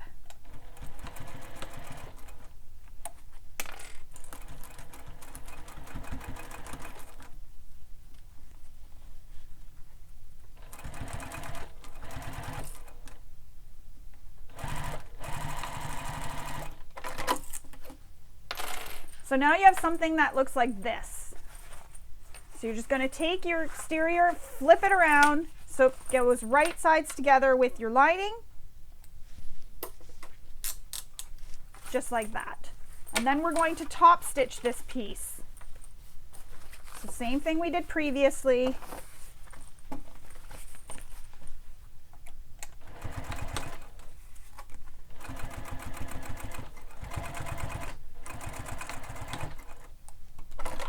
Trim all your threads.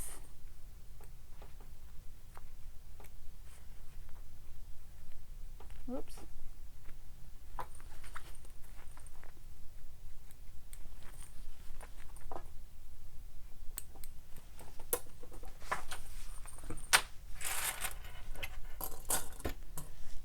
And that's how it looks. You have this round tube right now.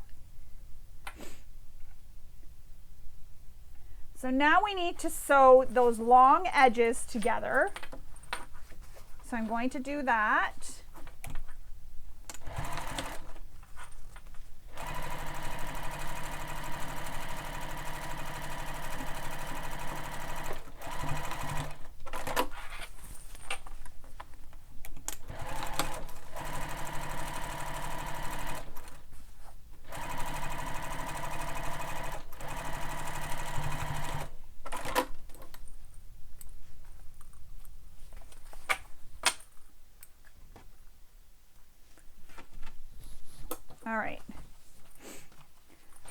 actually going to go ahead and make my marks for the centers. And I know I've got it on my zipper here already. Oh, I forgot to trim this thread. Oh no, it is trimmed, it's just piece stuck. Don't forget to return your stitch length too while you're at it. So I'm just lining up the seams of the gusset. And then that's going to give me my centers.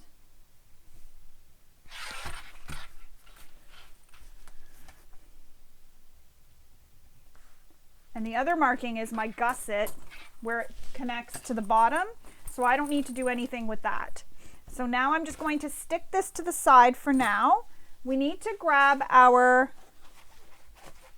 plain main exterior right sides up. So if you have your zipper pocket on it, it won't be plain, but this may be just plain, no zipper pocket, nothing on it. And you want to make sure your markings are visible.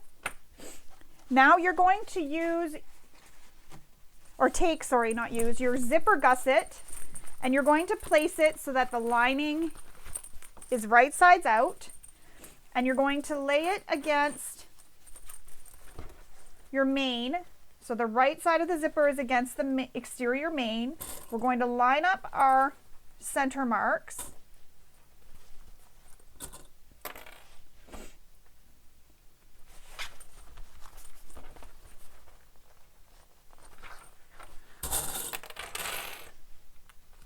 So get our center marks at the top and bottom. Then we have our gusset marks.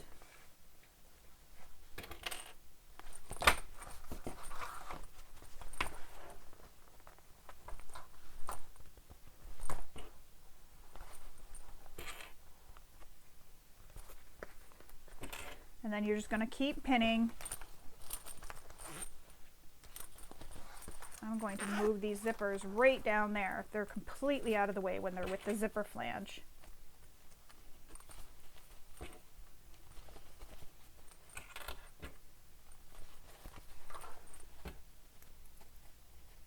So just keep pinning all the way around.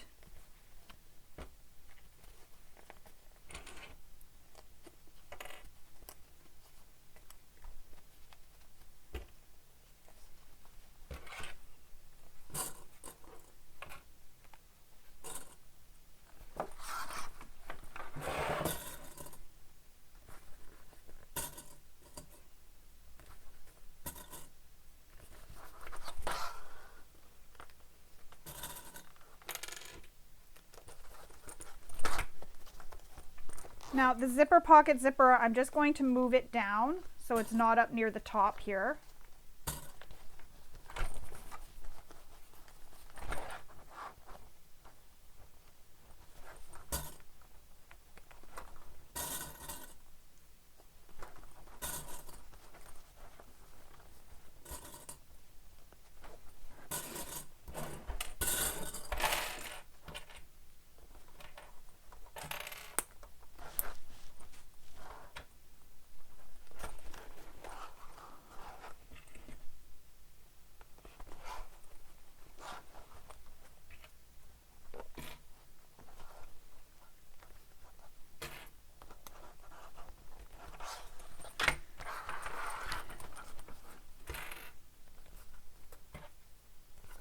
Now, when you're sewing this, you want to make sure you don't get that pocket caught under your stitching.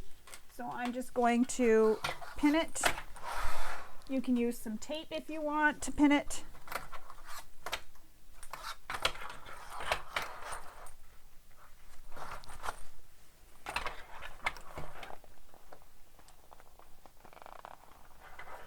There we go.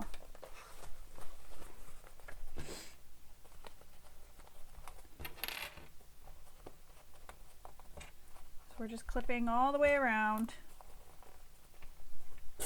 getting it pinned in place.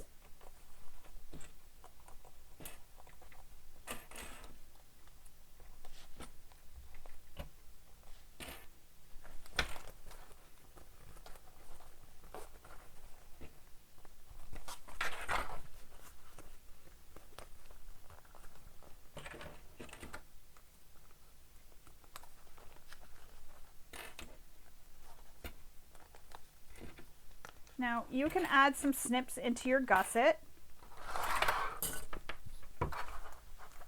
And what that does is it helps the fabric spread so that it goes through curves better. Just in your seam allowance. Don't go any further than your seam allowance.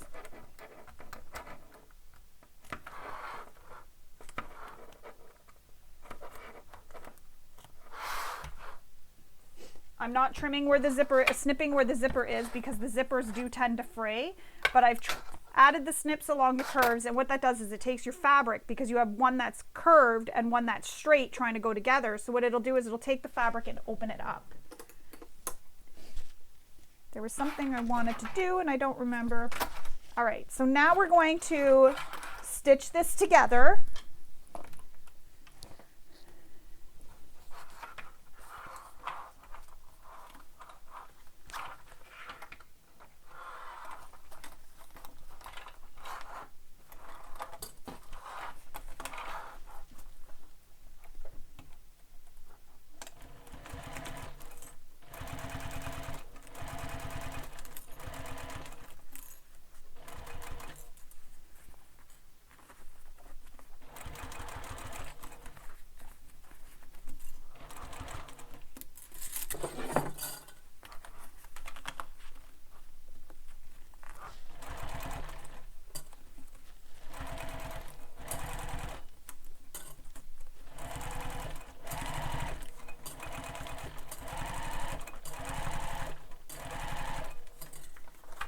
So right now what I'm doing is I'm just basting this. I'll come in after when we attach the lining and I'll sew it with the full seam allowance.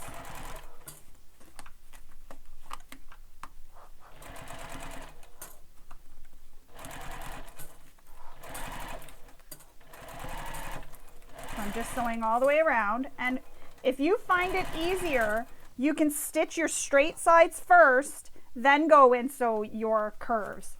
Another tip, you can also use staples. Sometimes people find it helpful to do that. I've never used staples. I'm always worried about hitting them. But I like to leave my clips until my presser foot touches them. You can also use some double-sided tape here to help hold everything.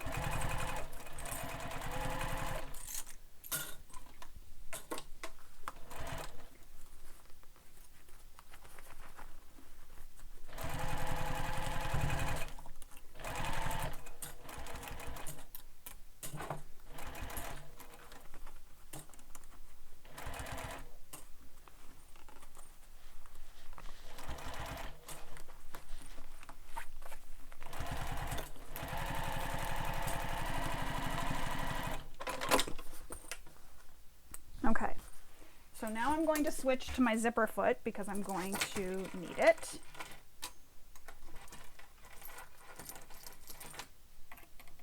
I do recommend switching to a zipper foot if you have one. It will make this next step very easy, or easier. So there we go, we have the exterior attached to our gusset. You can just check and make sure there's no puckers or anything that you don't want. Nope, we're good. Actually, it looks really nice. I'm kind of surprised. So now we're going to attach our lining. So that's here, our lining here. We're going to line up the center marks. And if your marks aren't on your pattern piece here, you'll want to take your paper pattern piece and add those marks, because you really want to make sure everything is lined up here.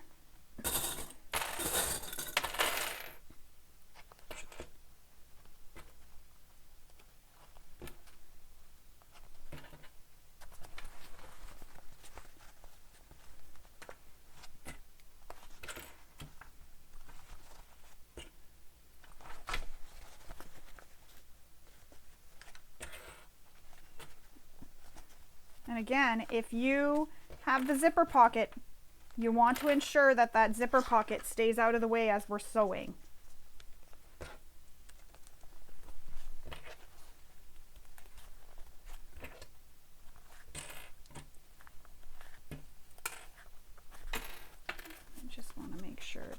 this.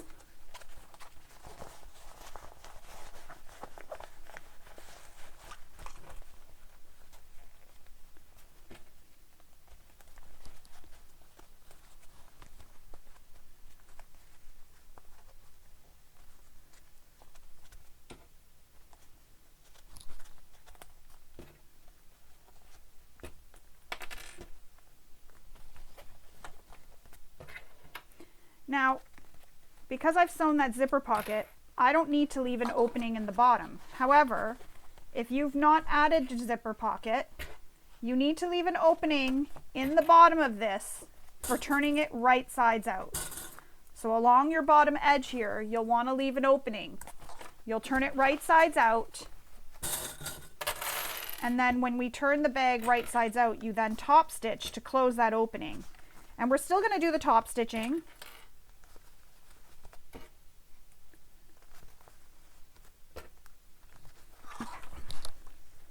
Even though I won't have that gap, I still want the top stitching.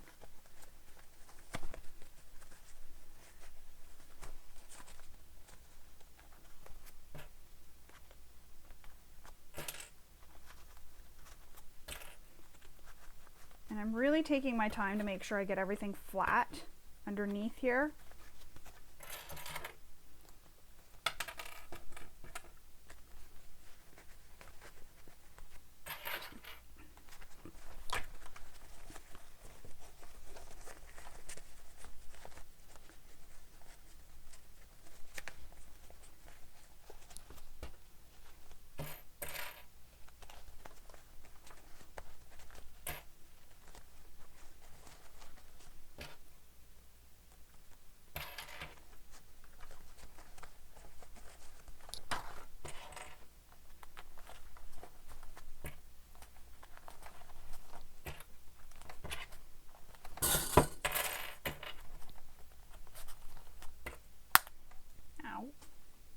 Sometimes they snap and they hurt, and other times they're fine.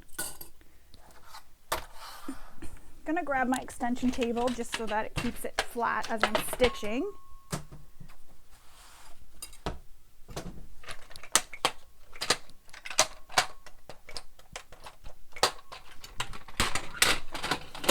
All right, so now we're going to stitch around the entire bag.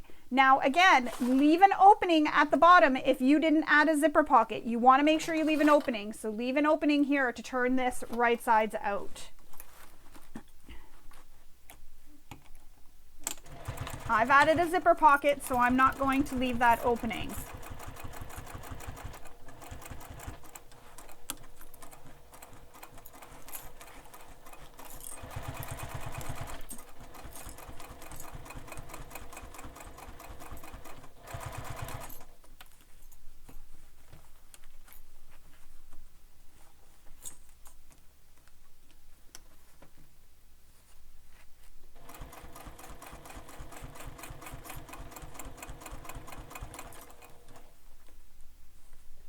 Now I can feel my zipper here, so I'm just going to keep feeling it to make sure that it's not doing anything wonky.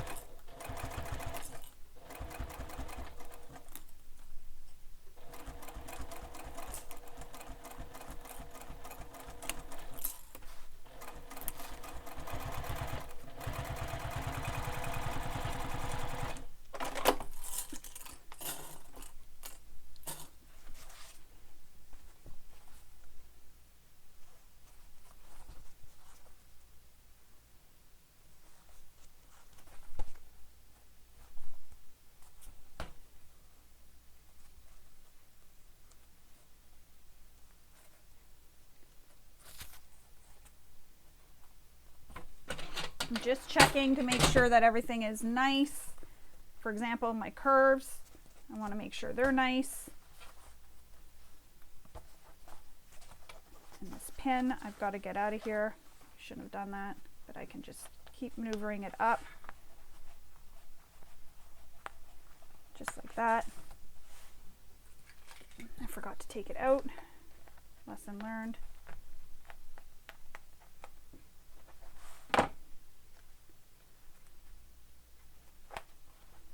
Sometimes we forget things. So I'm going to grab this pin out. Now, if you have left your opening in the bottom, you're going to turn it out through the bottom. But first, we're going to trim the curves. Oops. I'm going to try using my pinking shears for the curves, actually. And we're not going to trim the curves where the zipper is, just down here at the bottom. Sometimes I find it hard to cut with all the bulk with my pinking shears.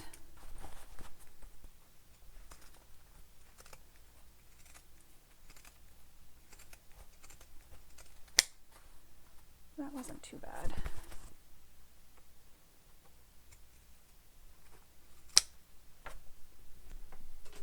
My hands aren't always strong enough to be able to do that. There we go. I'm not trimming the curves up here. I'm leaving those because that's where the zipper is. Again, if you've had your opening in the bottom, you will be turning this through the bottom. I'm turning this through the pocket that I added.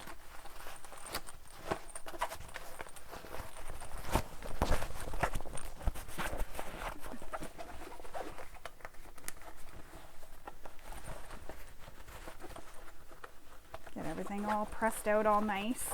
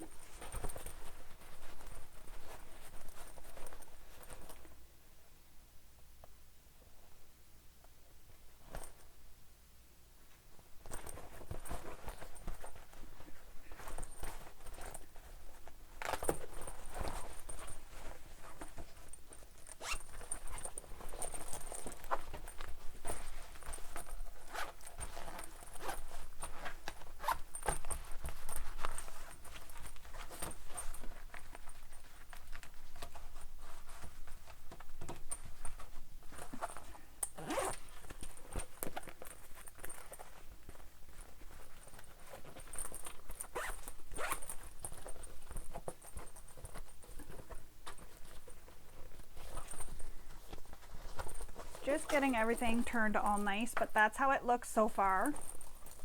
Now we're going to top stitch, and if you have that opening in the bottom, you can use some double-sided tape to help hold it closed, or you can even hand stitch it closed, and then we can do our top stitching. Now you can also take this to your iron and give it a press if you prefer. I'm not going to because I just don't want to touch any of the vinyl.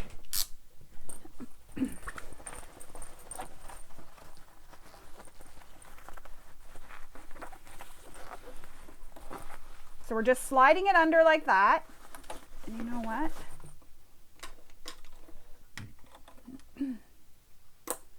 Going to make sure that I have long threads, and we're going to top stitch this all the way around, and I'm starting at the bottom here.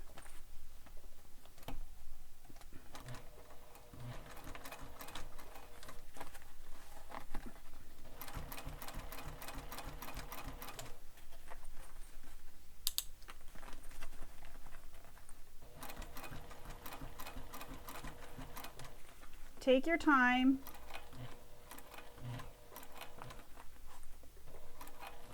Go as slow as you can on these curves to get a really nice curved edge.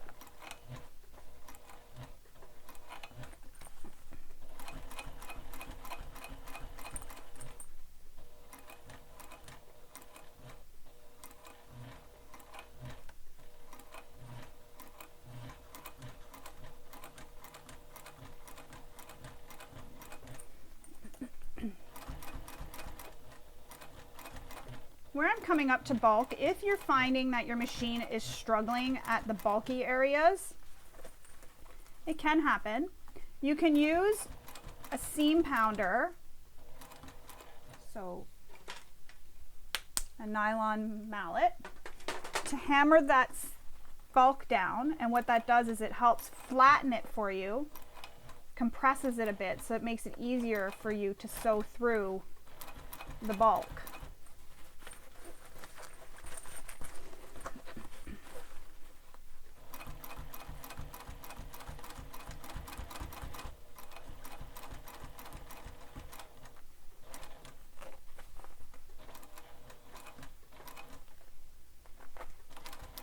I just had a panic attack. I thought my stitches weren't stitching because I was out of bobbin again. I was going to say, how is that even possible?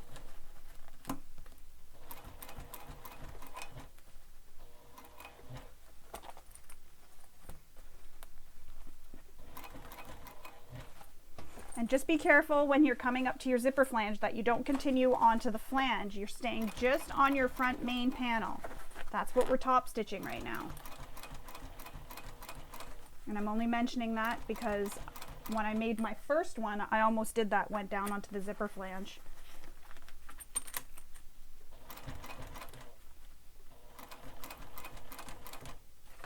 We're coming up to the last corner here, or last curve.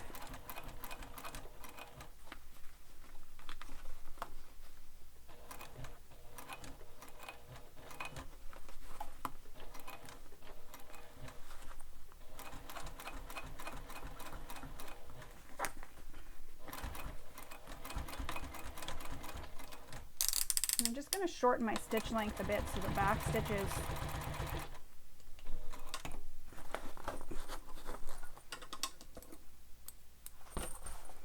just so the back stitches really back stitch nice and tightly because they're shorter.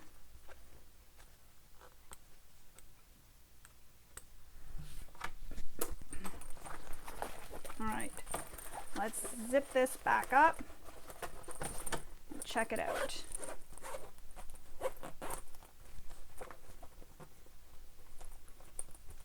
That's how it looks. It's really nice. I really like it in these colors. Wasn't sure if I would, but I do. Not normal colors that I would normally choose, but that's how it's looking so far. So now what I'm going to do is I'm going to pull this pocket out. I'm going to turn it under. Ooh, some blasting and it rattled the whole house.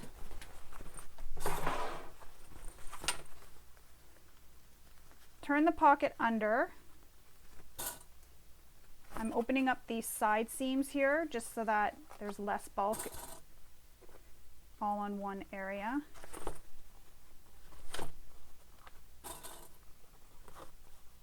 And I'm just eyeballing it.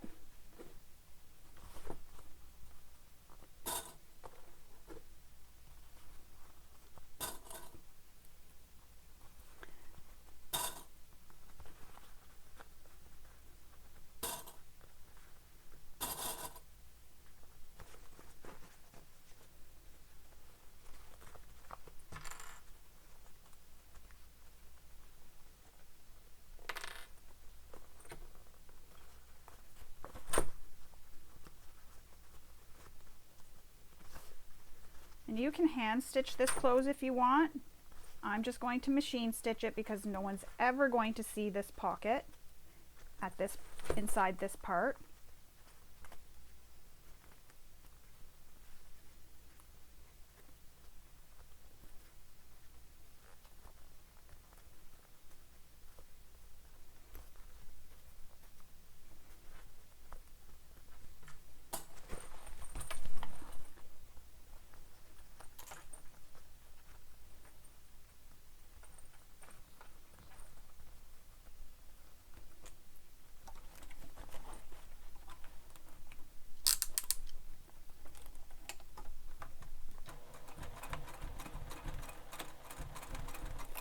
if you're worried about how this is going to look, you can always slip stitch this closed.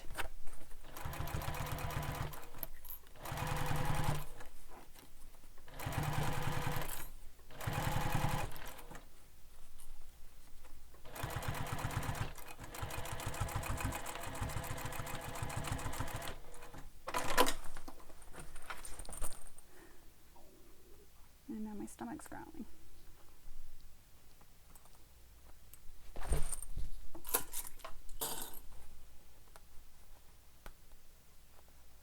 There's just a little spot here that I want to make sure it caught.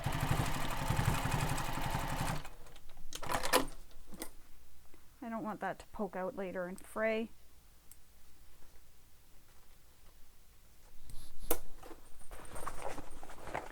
Push your pocket back in.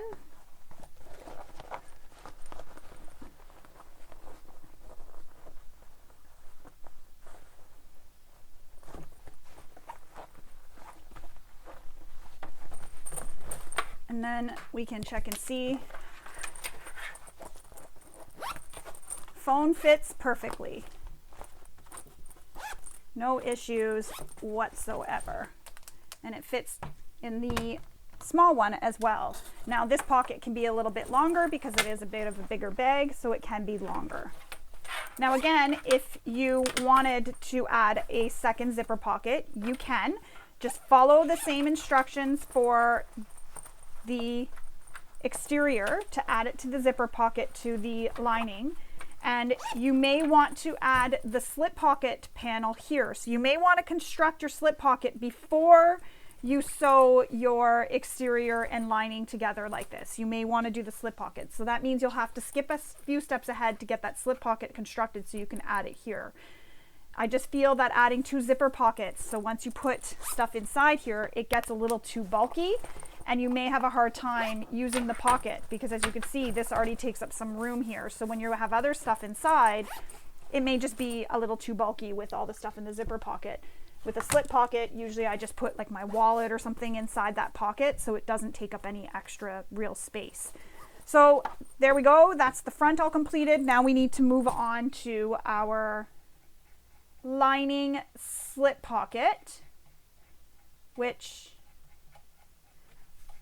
I think I actually skipped a few steps ahead and I didn't do it, and I'm very sorry about that. I skipped a few steps ahead, but that's okay. We're still going to do it. I went all kind of backwards. I think I got all confused. Sorry about that. Just going to move that out of the way. So now with our slip pocket, you're going to take it and fold it in half, wrong sides together. And I'm going to take this to my iron and give it a press so I get a nice crisp top edge.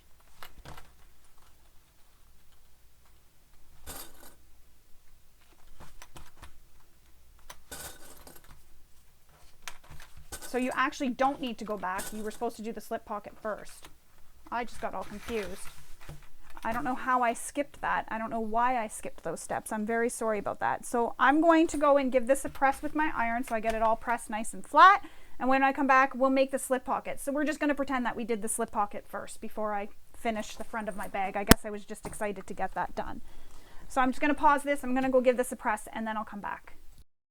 So I've given this a press. Now we need to top stitch along that folded edge. And again, I'm sorry I skipped this originally. It didn't even occur to me that I had skipped it.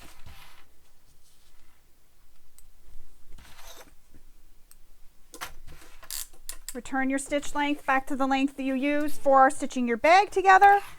And now we're going to take our slip pocket and we're going to place it on the main lining.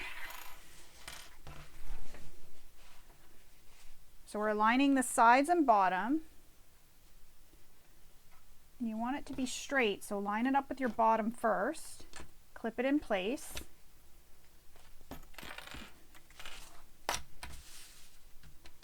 Oh, hang on. What's going on?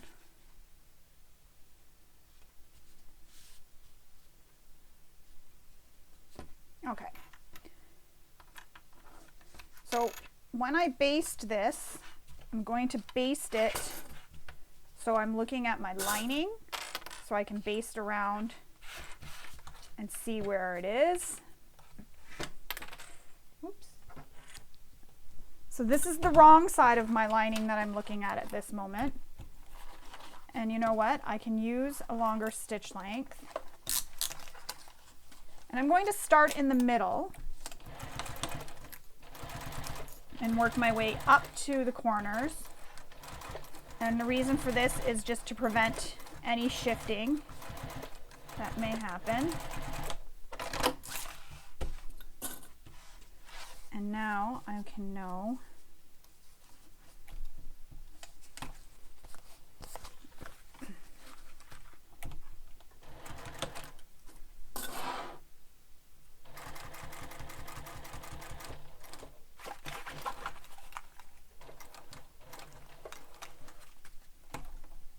I always find it wonky for me to go this way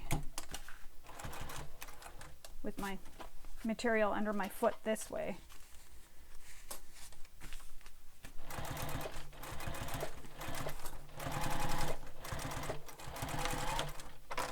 Okay. Now, what we're going to do is trim it, and I actually think I'm going to need to unpick the stitches there because it went a bit wonky.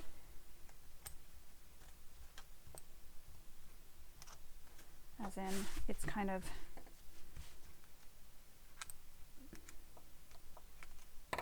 the material is kind of puckering there.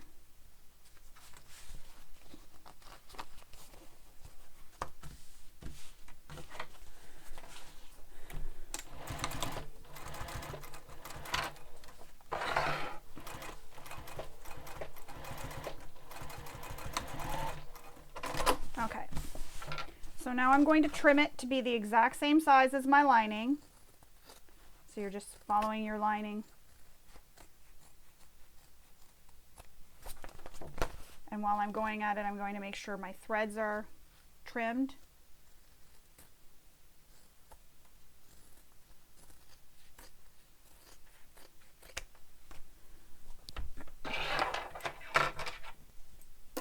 All right.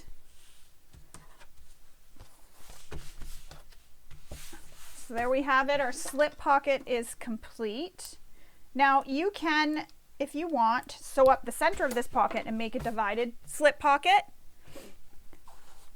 But I'm going to leave it like that. Now we need to take our exterior back main and pin these together. I'm also going to remark my center marks so I can see them. And I'm using a pencil, yes, but I'm marking within my seam allowances. Don't go beyond your seam allowances.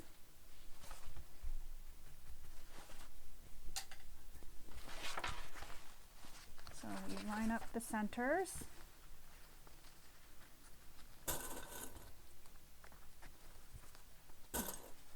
We're going to baste these together.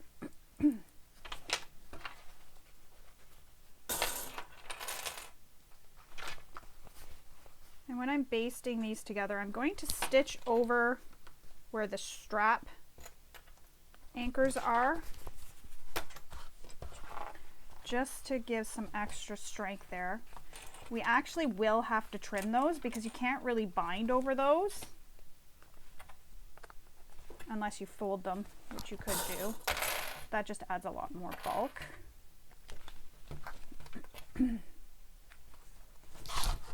Oops.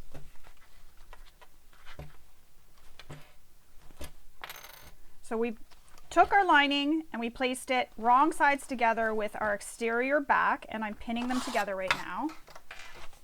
So just like this.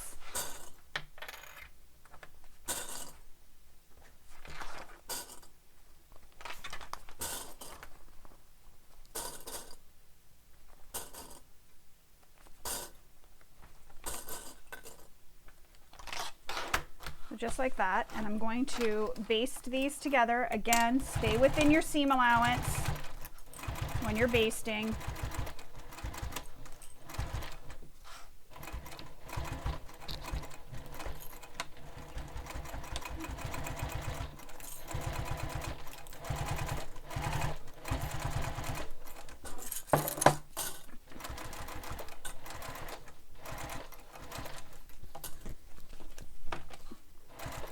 Make sure your strap is not up in your way.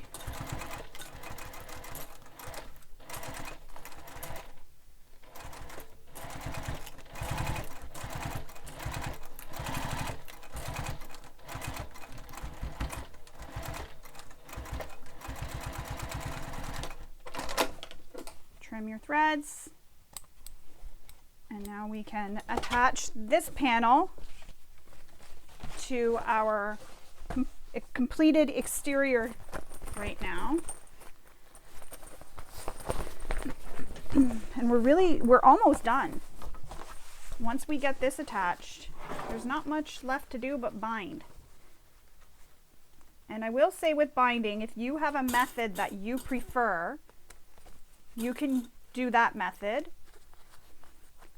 Fold over elastic, I don't use it because for some reason we're not friends and I can't figure out why. I think I'm going to try it again. I think it's always been, to be honest with you, that I use a fold over elastic that's not wide enough. I think I'm always using one that's either 3/4 inch, so it's not quite wide enough. So I think that's what the problem has been. So I'm going to buy 1 inch wide and give it a try again because I don't really want to give up on that. Not yet anyways.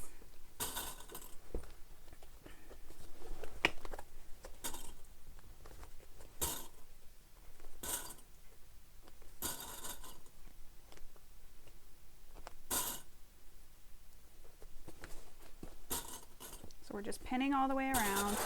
Take some clips out, they're easier to grab on the table.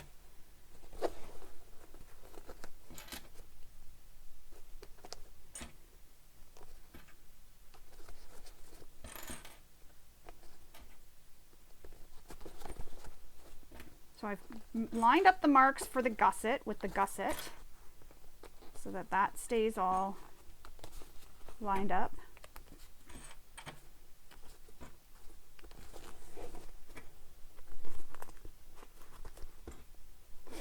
And when I sew this, I'm going to be sewing with this lining side down against the bed of my machine. And I just want to make sure. I can feel that there's a puckering going on there, which I don't want.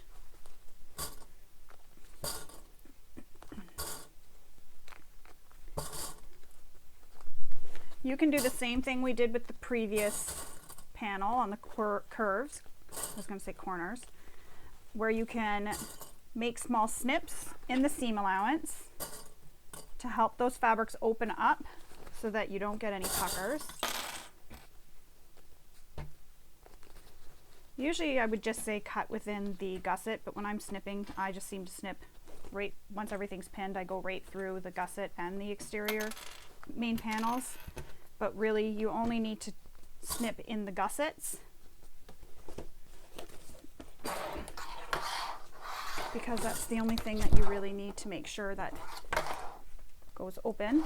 So when I made my small there, I just did the gusset.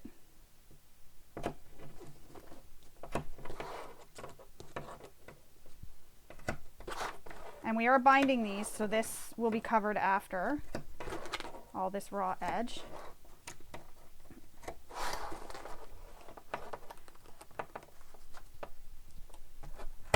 Ooh, that's going to be bulky. I can feel that.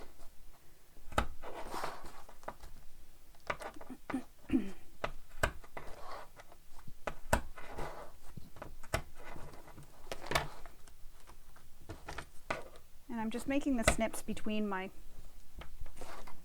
clips. Alrighty, so now we're going to stitch around the entire panel.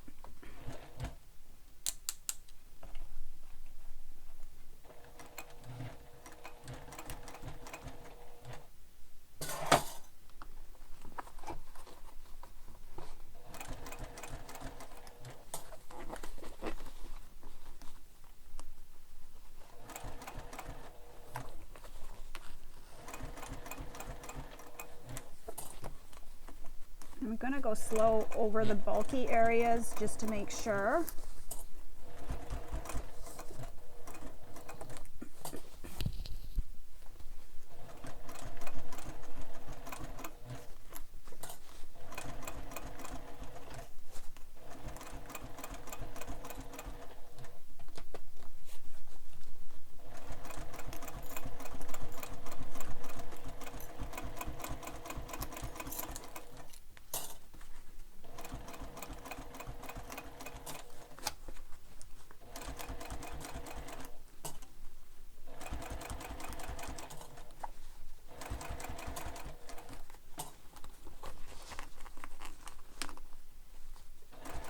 Just ensure you're keeping everything flat, so if you're feeling any puckers, smooth everything out so you don't have puckers.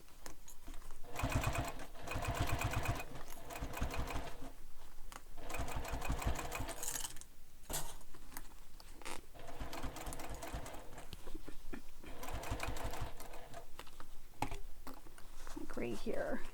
So I just lift my presser foot and I smooth everything out.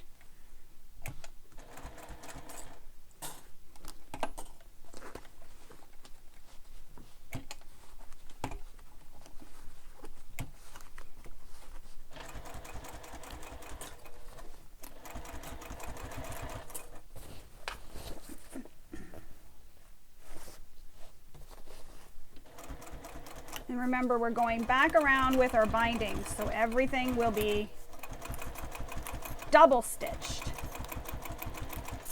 You could sew around this again another time if you really want to add some extra strength. You could have did that too when we sewed these two pieces together, the fronts.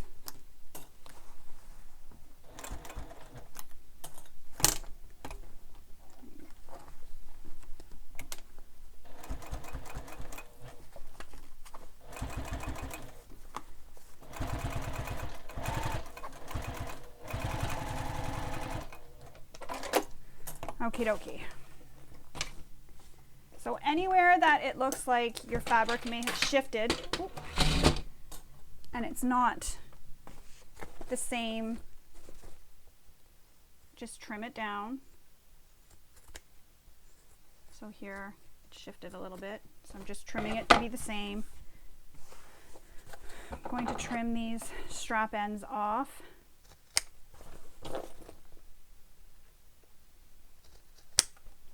And I'm actually going to stitch over that area.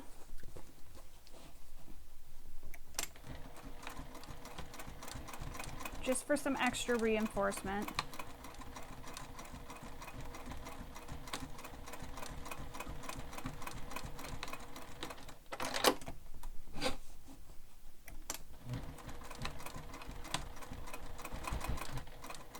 I always get nervous when there's strap anchors. I don't want them to be pulled out.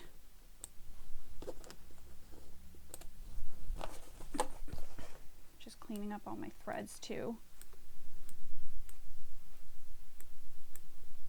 The other thing you could do is use a thread that matches your materials so that you don't see these stitches at all, because sometimes I don't find the binding covers completely everything.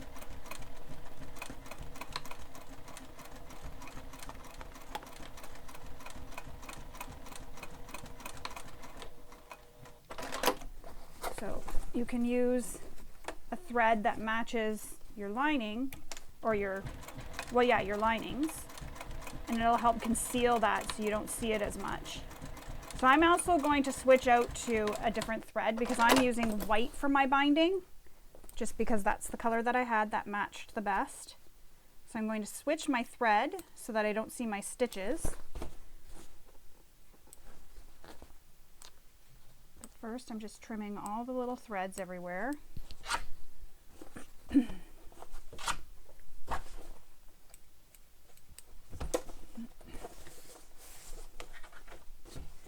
But that's how it looks so far. Now that we've got it all stitched, I'm going to pull out these threads. They're not need it anymore. These basting stitches, I don't want them poking out. Okay, so now we need our binding. And again, I said I do mine a little bit differently. If you have a way that you prefer to do yours, or you want to use the method that's given in the pattern, you definitely can. Do not feel that you have to do it the way I'm showing. And I do have a tutorial on my YouTube channel, which I will link to below, for how I do this. So first I start with basting tape, or not basting tape, double-sided tape, basting tape, I guess. And I put it all the way around the edge. And I try to go close to the edge because I want to keep it out of my stitches. I don't have problems stitching through this, but at the same time, this is not the time that I want to have any issues, is when I'm doing binding. Sometimes it can gum up your needle. You can use, some people have done sewing machine oil. I do have a, I don't know what it's called, thread lubricant I think it's called, that you can put on your needle. So remove the paper backing. And then I'm going to take my binding and I'm going to place it. So here's the center of my bag. I'm going to place it over a bit because I don't want this right at the center, because we're going to fold it over after. And I'm finding the seam, and the center seam is going to go in the center. So the seam here, along here, is going to go right into the center of my binding. And this is a pre-made binding.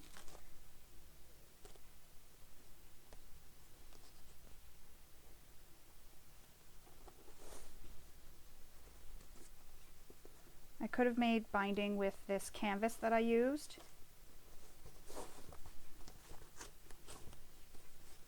but I just like using this pre-made stuff. It does the job.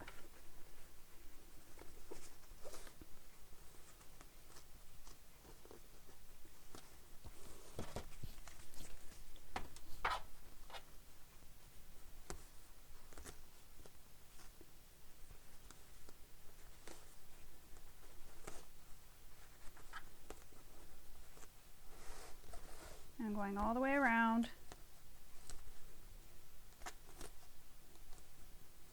Making sure the binding's sticking down.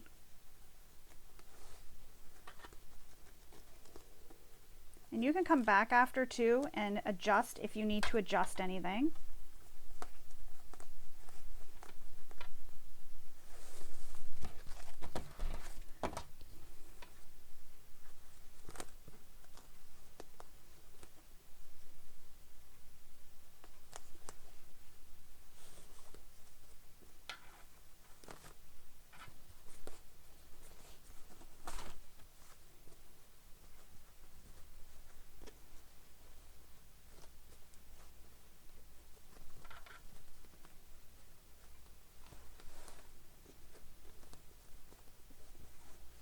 Now I'm going to bring this over a bit, cut it, binding there. So now I've got these two pieces here, and I want to fold one over. So I folded it back onto itself.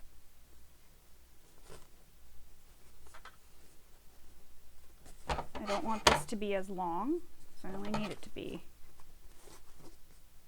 about there. Let's see, that's still too long.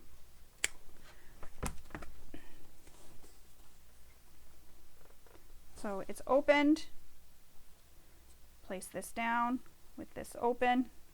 So I'm sticking it to the double-sided tape, and then I'm bringing this one in and tucking the raw edge into the binding that's stuck down, flipping it over,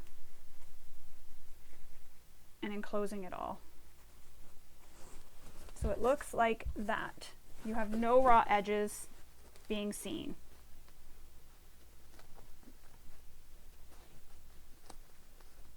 And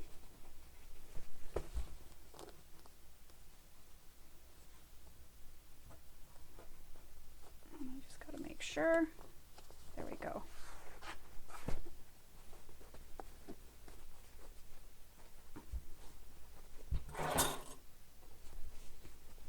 And then what I'm going to do is use some clips. Sometimes I'll go in, I'll add some double-sided tape to the other side.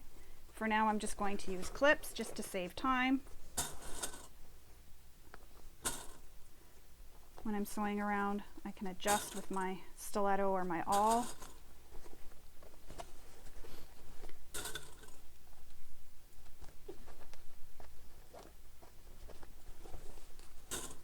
And that's what I mean, my seam here, it doesn't perfectly cover all the stitches that I did when I stitched the panels together, but that's okay.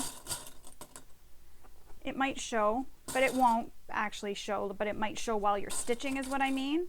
And that's okay, because when you turn the bag right sides out, the binding will cover it. So don't worry too much if it doesn't look perfect either, because once it's inside the bag, you're not going to see it. Right now you're just seeing it because it's outside of the bag. Throwing clips everywhere.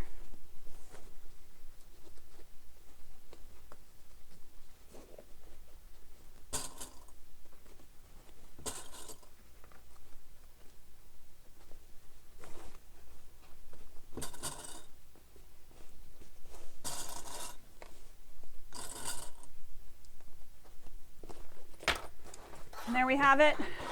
It's all clipped. I'm going to change my thread to my white thread quickly so that we can stitch this all together. So I'm just going to pause the camera, change to my thread, and then I'll come back. All right, we're ready to stitch this all the way around. And if you need, grab your stiletto or your awl to help hold the fabrics as you're stitching them. And I just see somewhere here that I need to adjust. So I'm going to do that before I start stitching, just so that it's done ahead of time. There we go. Okay. So I'm going to start where it joins here, just so that I can get that stitched.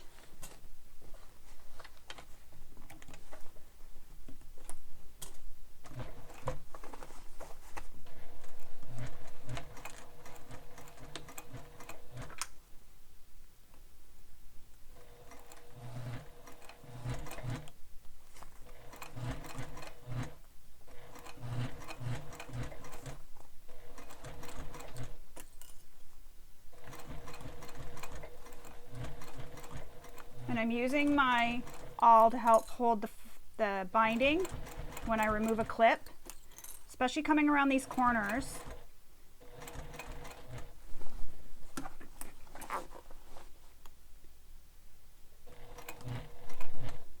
Just be careful that whatever you're using doesn't get in the way of your needle.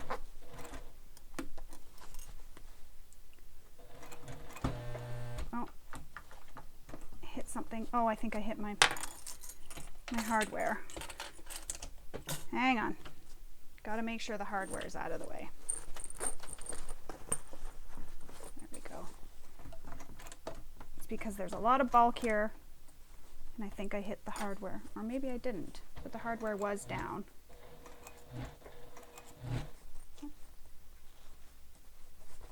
No, that wasn't the hardware that I hit. That doesn't make sense. Probably just the bulk.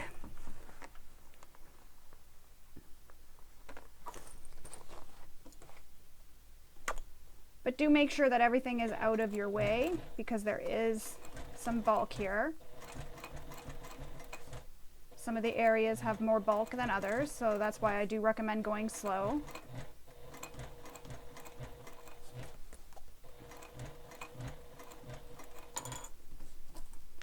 That way there, if you go slow, what just happened there is you can see when it's having a hard time and you can stop.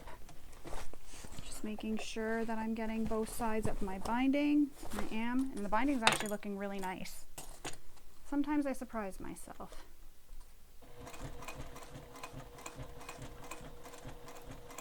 So I got to remember when I go down by the hardware to make sure that that other one is out of the way, not turned under or pushed down far, which I think that's what the problem was.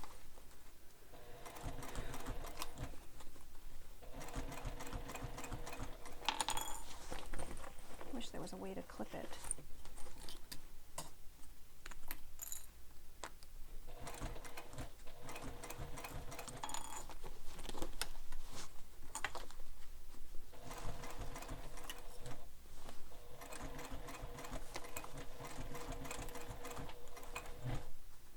All right, so here's some bulk again, so I'm just going to go slow.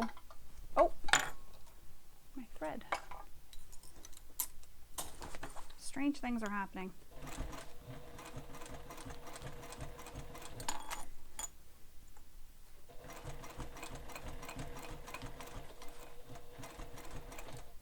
So where I was just stitching was where our strap sling is. Or sling strap. I don't remember what that piece is called, sorry.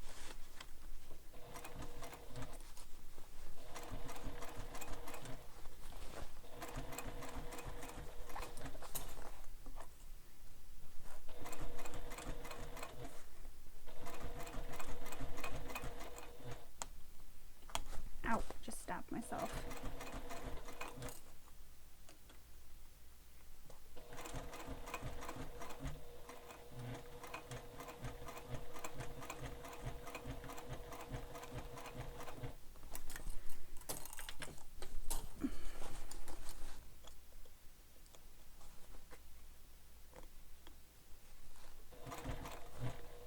So I'm coming up to all that extra bulk here, so I'm just going to go one stitch at a time.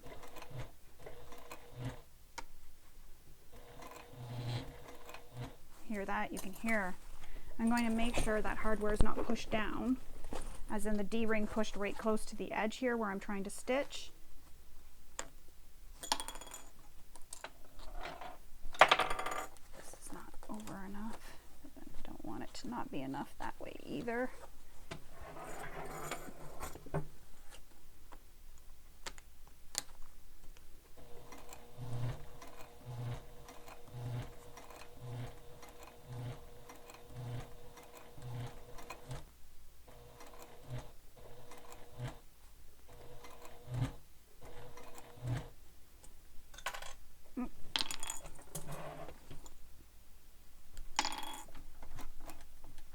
I'm going to hand crank right here just to help, because right there that would have caused an issue.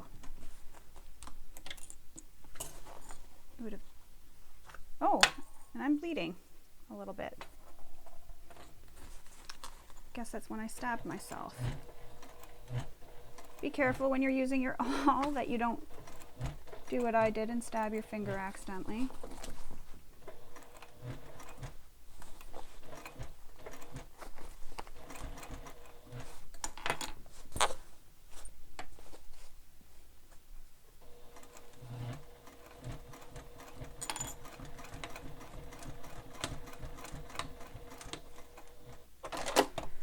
Okay, so we made it all the way around. Yay! Let's just check. We caught both sides, and you know what? You don't see any of my previous stitching, which is awesome sauce. Sometimes you do.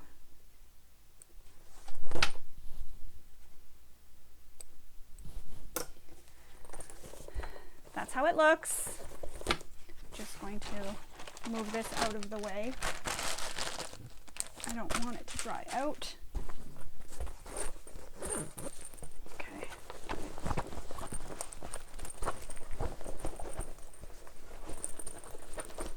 Moment of truth. Oh yeah, I like how it looks.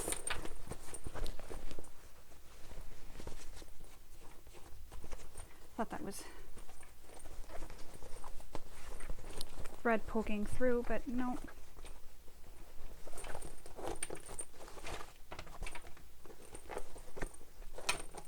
And like I said earlier, your binding will act like a skeleton, and it'll hold it. It'll give the bag some structure.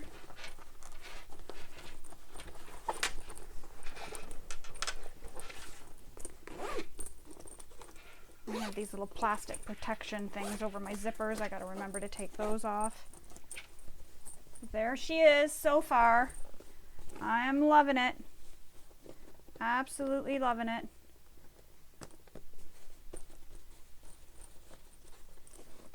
Yeah, I'm really loving it. All right, last thing.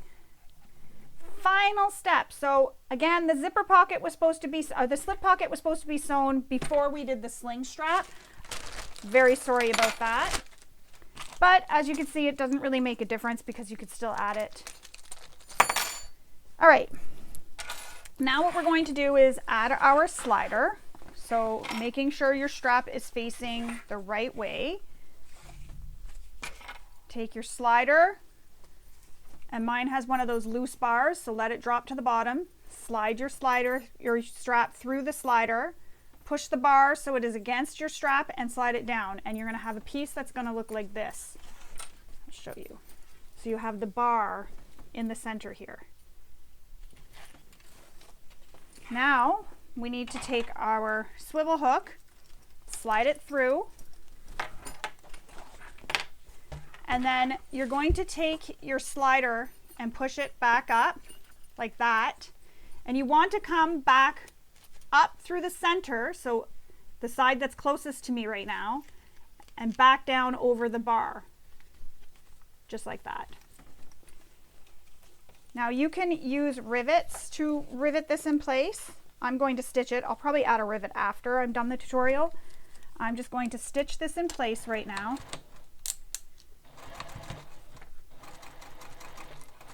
Back stitch a couple times.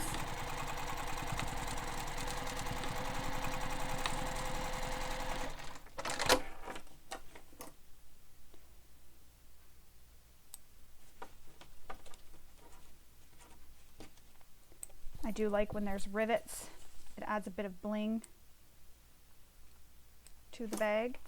I think I riveted my other one, if I remember correctly.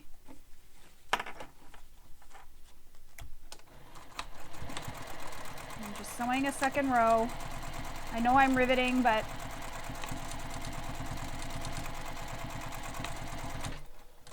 it's all extra security.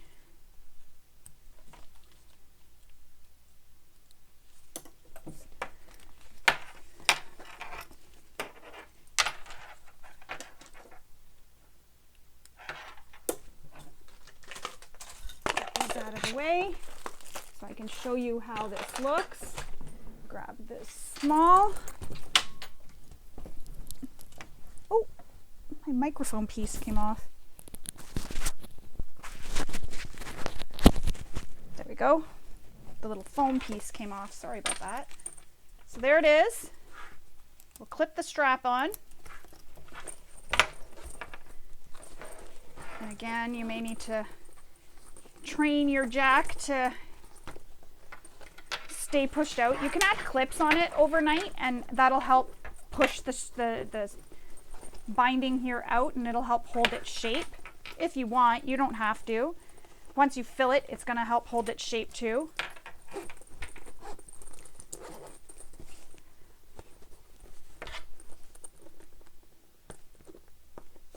It's a really, really nice looking bag. I really like it. I think I want to keep this one for myself.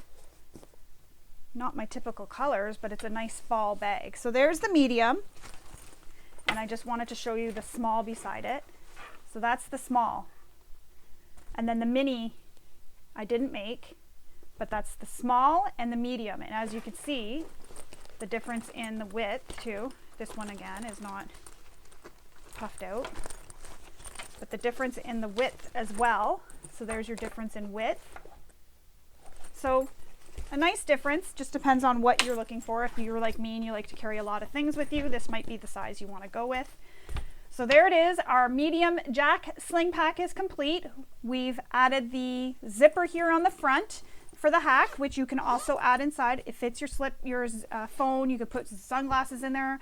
Anything you want to have quick access to when you're wearing it on the front. You have your slip pocket for extra security.